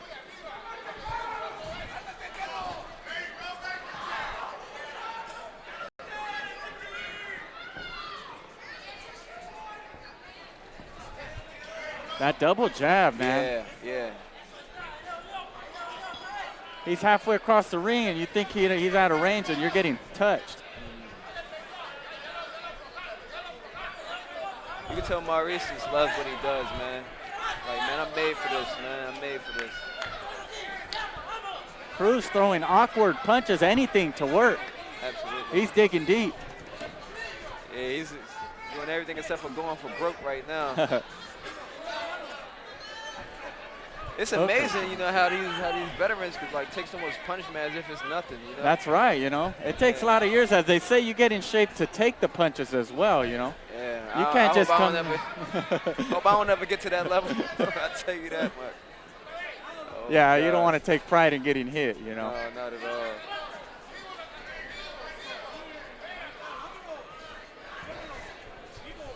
Man. You know, I'm telling you though, I think that Maurice is fighting just a perfect fight though, because he's taking his time. You know, he already sees that he's outclassing Cruz, and I think at this point, it's more about trying to break Cruz down a little bit. You know? Yeah, and when you got two veterans there, they know what's going on. So in the back of Maurice's head, he knows I've invested those body shots early, and Cruz also remembers. Right. You know, I remember. You know, he knows. Yeah. They both know that them body shots take a toll, you know. Yeah. Sherry, do you think that Maurice's body shots is affecting Cruz at all at this point? Ya, sí, sin duda tiene bastante que ver. Yo creo que influye demasiado el cuerpo que estamos mostrando aquí de Maurice Hooker contra el de Cristobal Lacandon Cruz.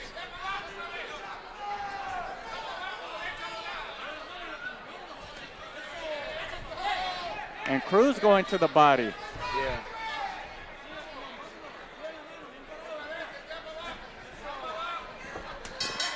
Oh, that was actually a good right hook to the body from Cruz just now. Yeah, you feel those. People just don't know what we go through. All the time away from family. Hours of road work. Fighting through the pain of training. We don't complain.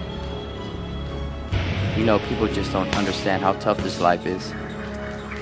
People ask me then, why do it? Simple. I want to be the best in boxing. Global Sports Training, the future of sports programming.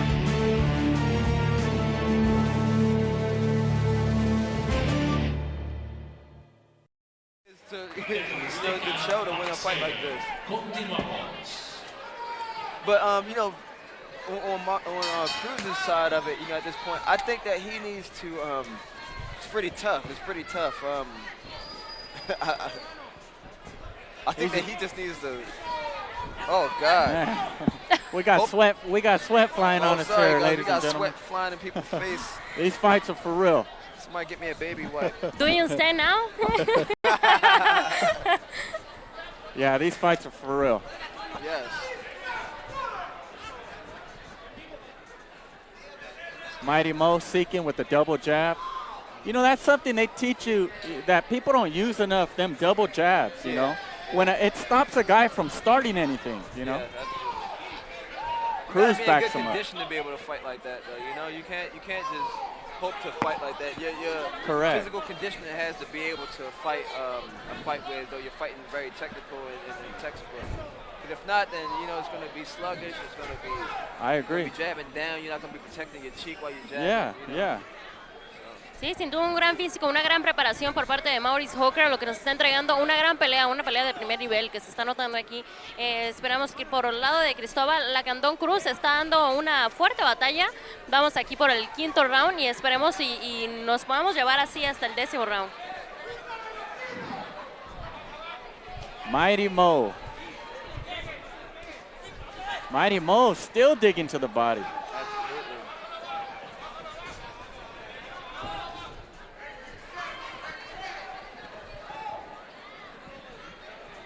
You know what I really like about him when there's like not like a lot going on, Maurice that is, he still just throws the jab. He still just throws the jab just to keep his man at bay. And the seasoned pros know that, you know. Yeah. If I stick to the jab, it'll keep me out of trouble, you know, or set something big up. I had a old trainer, Frank Mosley, tell me if a guy can win a fight with the jab, he'll take his hat off to him before anybody.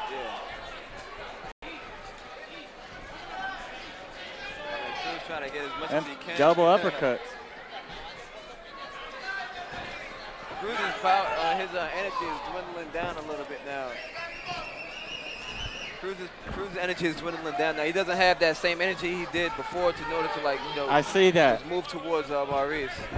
Oh, and these guys are stumbling. A little wrestling match going on there between these guys. I guess he knows now, Cruz, that is, that, you know, if he want to win this fight, he's going to turn into a brawl, huh? Yeah. He'll take it to MMA, it seems like. He don't care.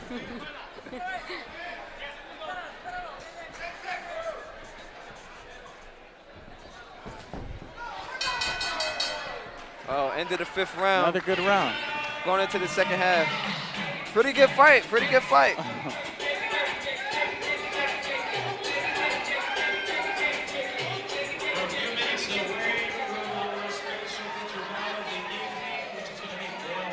Yeah, Maurice Hooker looks pretty fresh. You know, after that round, he reached down, stretched out, shook his shoulders like I'm just getting warmed up here, you know. And I got him winning pretty much every round so far. Yeah, although Cruz has landed some good shots, it's not enough to what Mighty Mo has landed. Right. Absolutely. Absolutely. Yeah, Maurice has been in complete control, you know, this whole fight. I would like to see him, if I could add anything at this point, really, I would like to see him just stagger, you know, like really show a dominance of power, you know, towards. Because he has it. Time. Yeah. He has it. No doubt about it.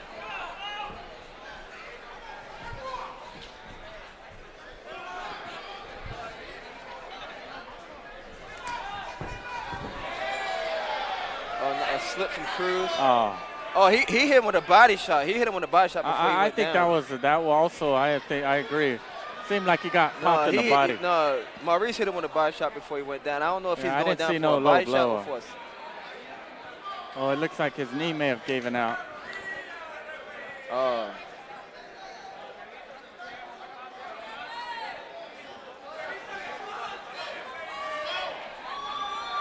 Looks like we got an injury he here. actually does have a little scar on his knee. Yeah. Cruz. Man, it's really tough to fight when you got an injury going on. And the fight continues. Warriors find a way. Congratulations to Cruz. Ooh. Oh, And Maurice Hooker said, you know turning what, He's turning it up. Yeah. Mighty Mo putting in work. Mighty oh my Mo. God. Wow, Excellent body punches by Vaya que tomó un Maurice. And descanso, Cruz Maurice. comes back with body shots. He says, Hooker, you're going to have to earn this. Good right hook by Cruz. Maurice comes back with the jab. Spins out in the center of the ring, both fighters.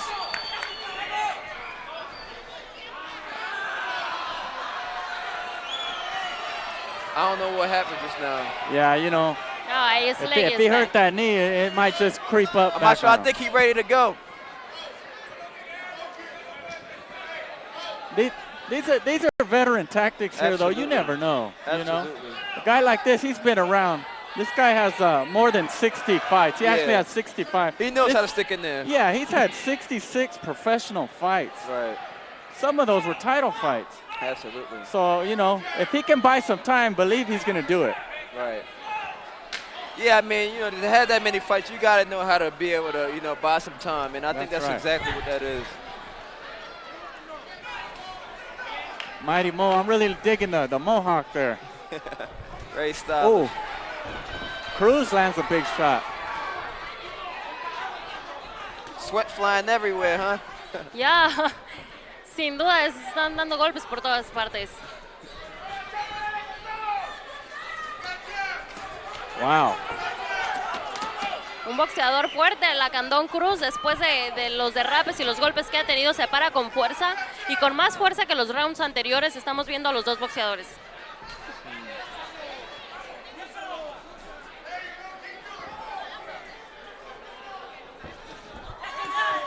Mighty Mo digging to the body. Man, those body shots is really piling up. He gets so much leverage on those body shots. Cruz just refuses to go. The Mexican warrior. How you say warrior? Guerrero. Guerrero. Yeah. Guerrero. Mighty Mo, though, he said, you could be a warrior if you want, but I'm going for the kill. This is a good, solid, these are good, solid rounds for Mighty Mo. Absolutely, yeah. This is going to do nothing but build his just adversity level, for sure. And you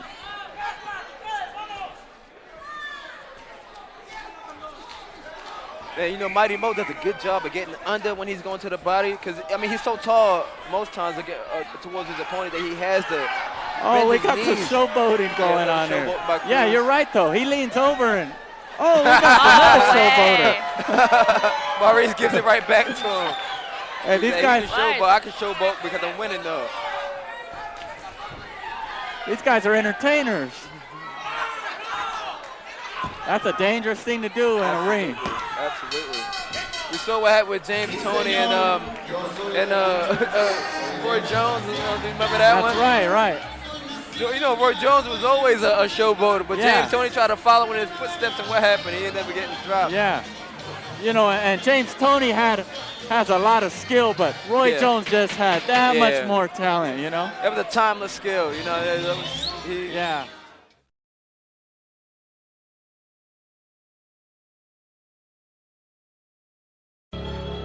Fighting through the pain of training. You know, people just don't understand how tough this life is. People ask me then, why do it? Simple. I want to be the best in boxing. Follow Best in Boxing on YouTube, where the future stars of boxing fight.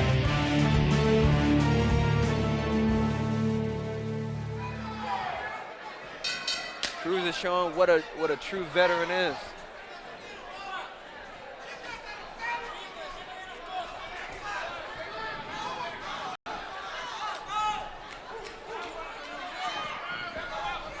Mighty Mo sticking to that jab. Those he's just pumping it, man, pumping it. I think that's actually one of his best punches is his double jab, no doubt about it. And it opens up so much for him. You can see Cruz kind of like buckle under that. Yeah, just from the jab. Oh. Very good hook by Hooker. Hook to the body again by Hooker. Oh, he got a head right on the face right there.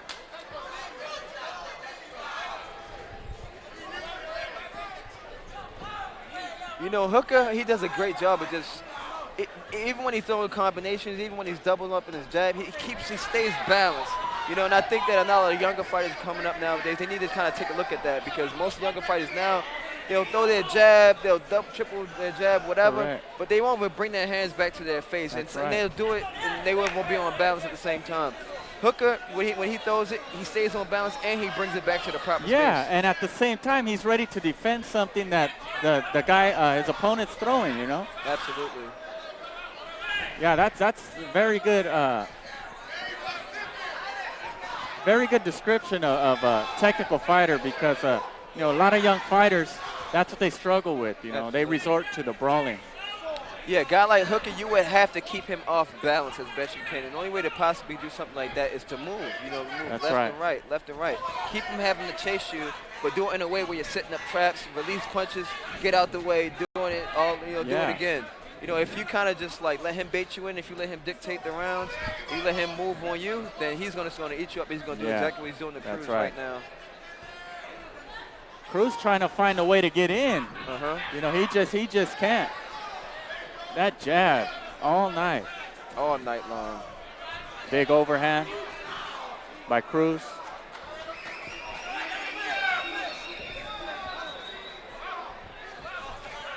Oh, great straight right hand by Hooker just now, right down the pipe. Cruz is showing he got a solid chin. No doubt about it.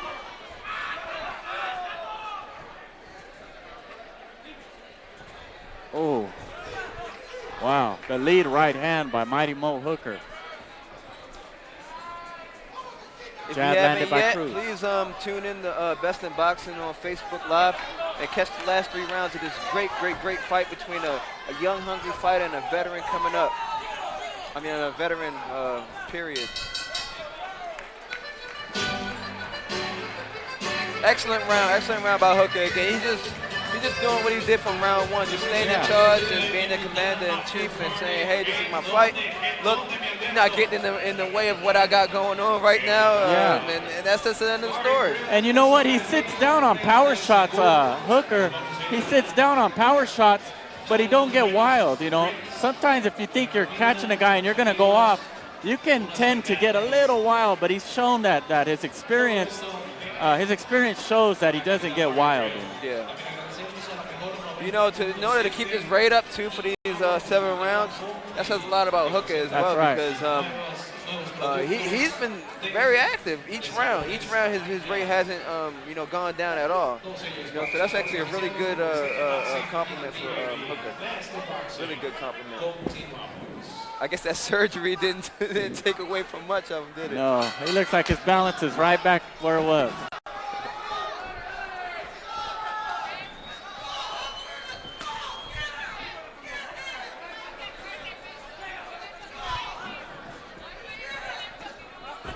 Yeah, Hooker, man, I'm telling you, man, like, just to be able to fight on the inside, especially against a smaller guy like Cruz, he has to have at least like 3-4 inches on Cruz, and to be able to fight and win on the inside, to be honest, he reminded me of Marvin Hagler. Yeah. Interesting, man. Look, he's even smiling on the inside. It's interesting. Yeah, you see Hooker working inside and outside. He's not scared to get in there with the slugger. See, he's still in range. Absolutely. Very close range. That sets up those power shots as well, them hooks and overhand rights, uppercuts, them short shots. Yeah, his mindset is really just working, whether it's on the inside or the outside. Just work, and keep working. This is a really good fight for him. And Hooker, like a veteran, looks like he's taking a little bit of breather here, but his defense is so good that he knows he can, you know? Right. Really smart fighter. As you were saying, how he leans down to get that body. Yeah, for sure.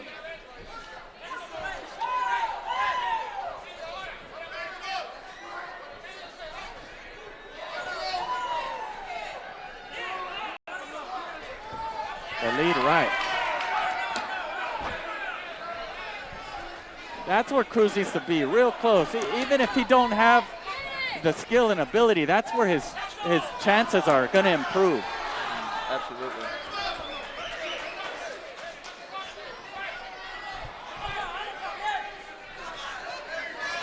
And he can continue with that jab all the way through round 8. That's a really good work coming from Maurice. Really good work, even towards that. And you know what? When the fighter gets tired, that really shows you who he truly is, because most fighters get away from their discipline when they get tired. That's you know? right. Yeah.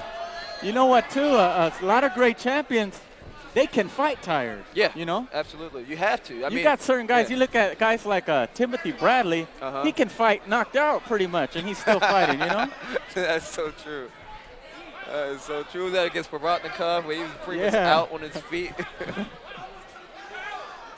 Yeah, Cruz I wonder what he's doing nowadays. I haven't heard too much from him. Is he? I don't know if he's still fighting. Yeah, Cruz hanging around, you know? Yeah. He's missing a lot of shots landing on the arm, but he's working. Yeah. Yeah, I think he's fighting for pride now. I agree. Cruz, that is. His heart's taking over. Yeah.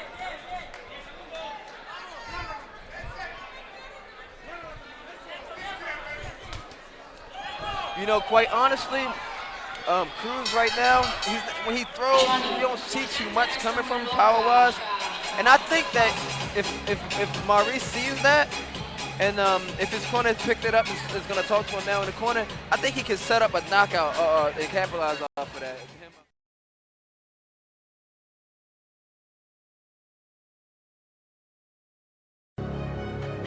Hours of road work, fighting through the pain of training. We don't complain. You know, people just don't understand how tough this life is. People ask me then, why do it? Simple. I want to be the best in boxing. Follow Best in Boxing on YouTube, where future stars of boxing fight.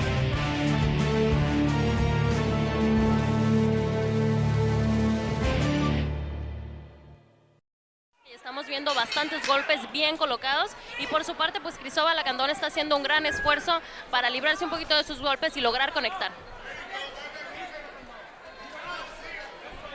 There you go. Started the 9th round. Oh, Cruz just catches Maurice with a pretty good left hook. Maurice eats it off and comes back with a jab of his own. Nice jab again by Maurice.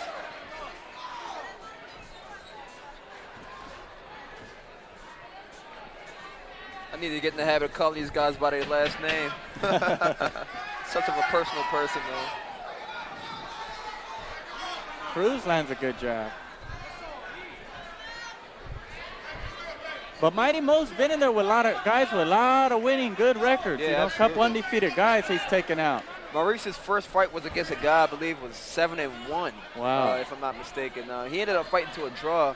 Okay. You know, but if you go, you look at his the guys that he's fought, been in there with guys with winning records. And, yeah, for an experience standpoint, you know, that's a big step. You know. Yeah, that's a big thing for sure.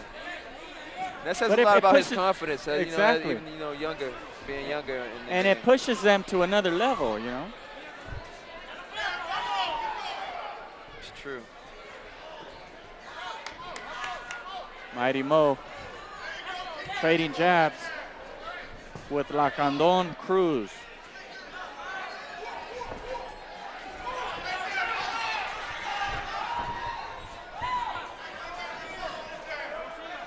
Se le da a Cristobal Lacandon con la guardia un tanto abierta. Igual debería también procurar un poco más la distancia con Maurice Hooker.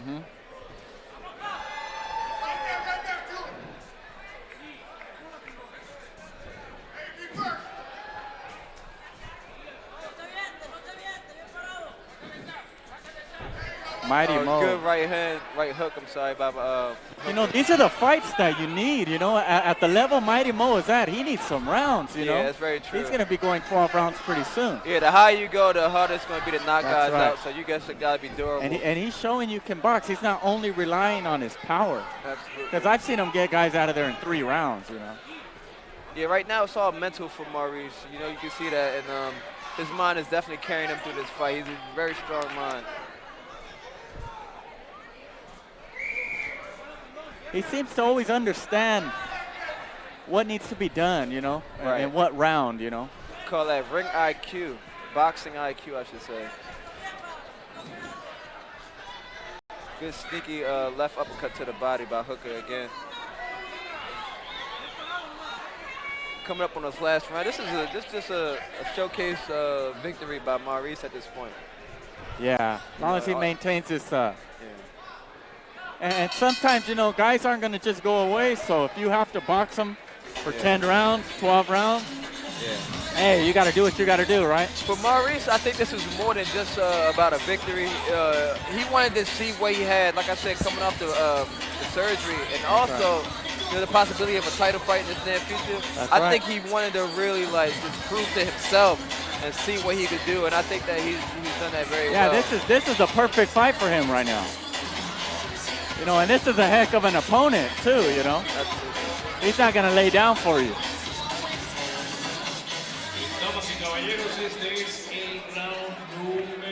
Coming up on our 10th and final round of our main event. We want to thank all our viewers out there for just tuning in to Best in Boxing. And you know, just if you haven't already, like the Best in Boxing page, follow Best in Boxing also on YouTube. And just check out some of the day in the life of a lot of fighters. Myself, Roberto Meza, Junior Valadez. A lot of guys coming up. Even yourself, Sam. We want to see you back in the ring. Yeah, we're hoping to get back in there in April, you know.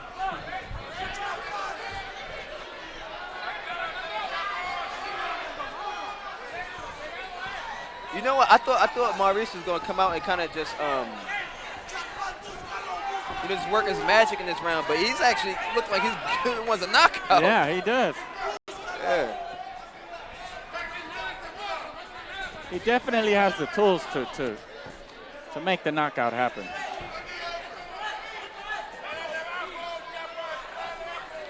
You know what? Also, I don't know if a lot of people know, but once again, you know, Maurice ended up having to get pulled out of 2 fights for different reasons.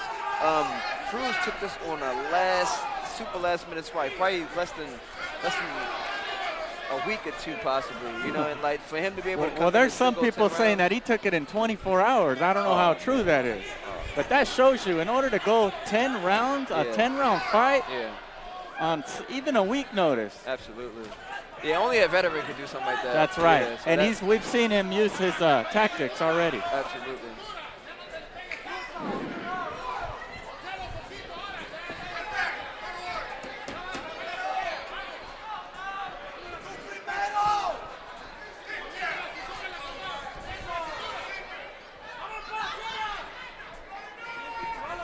Mighty Mo still popping that jab in the final round. Popping that jab. Fundamentals. Going to have an interview of moving around. Talk about his. I think at this point he knows he has a fight won. He's going to continue to land. Yeah. If the shots are the big ones there, he'll take it. If not, he'll take the win. Absolutely.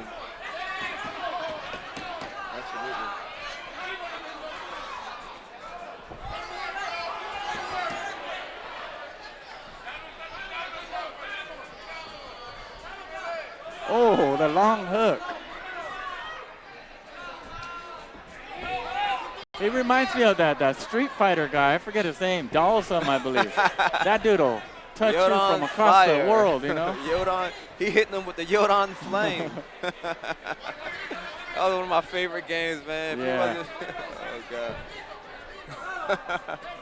That was a good one. 30 seconds to go in this main event. Cruz still coming forward.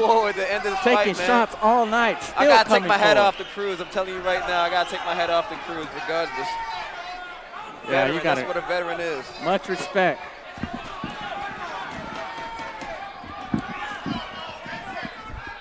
You know, in my estimation, this is a complete shutout for. I'm not quite sure if I could give Cruz 1 round, but it still was a good fight for him. I agree. Very good fight. That's the end of main event, guys. Awesome. Very good fight. Very good show altogether.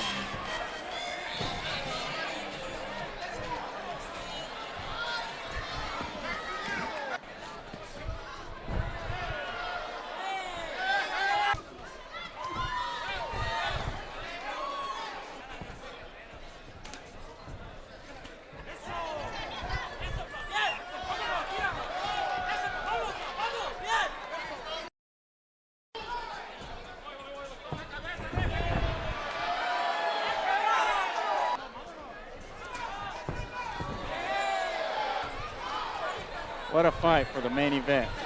2 veterans going at it. Highly skilled, a warrior, a boxer with heart in Mighty Mo Hooker.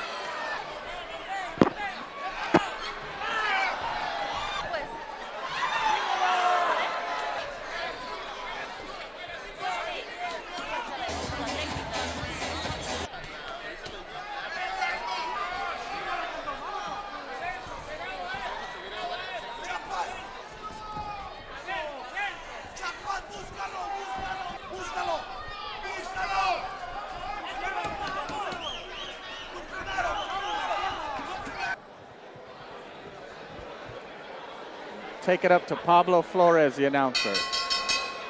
Damas y caballeros, después de 10 rounds de combate, nos vamos con las tarjetas de los jueces. After 10 rounds of boxing, we go to the judges' scorecards. El juez, Judge Alejandro Rochin, scores it 100-90, 100-90. Y los jueces Benjamín Rendón y Carlos de la Roche coinciden en tarjetas 99-91. They both have the same scorecards of 99-91. For your winner, by the way of unanimous decision, el ganador por la vía de la decisión unánime. And still undefeated, Dallas, Texas, USA. NABO Super Lightweight Champion, Maurice, the Mighty Mo Hooker.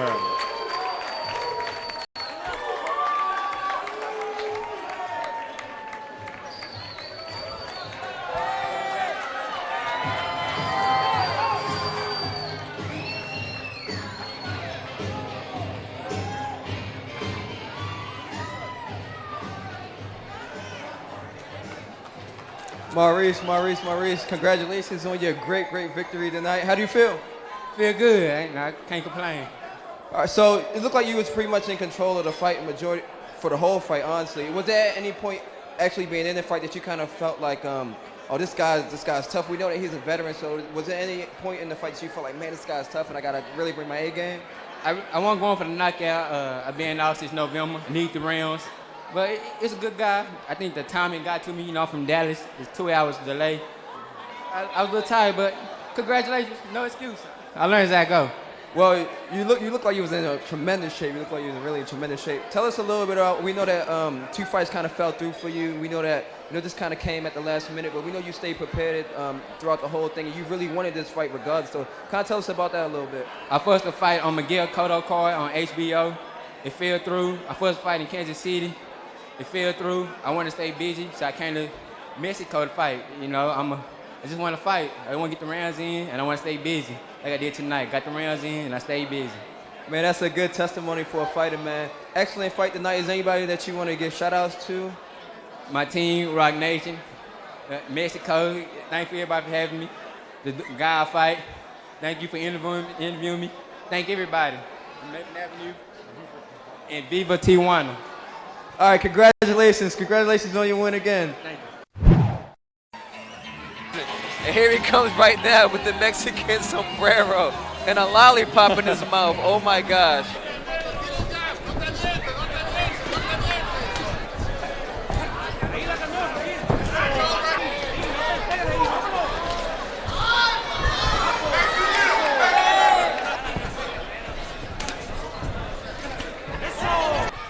And Maurice Hooker said, you turning know, Oh, this guy's- yeah. He's turning it up. Yeah.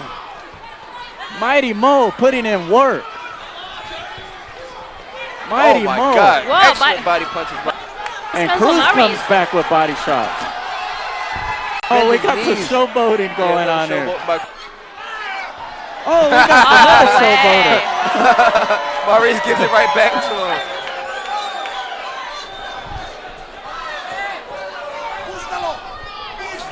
Warriors find a way. Congratulations to Cruz.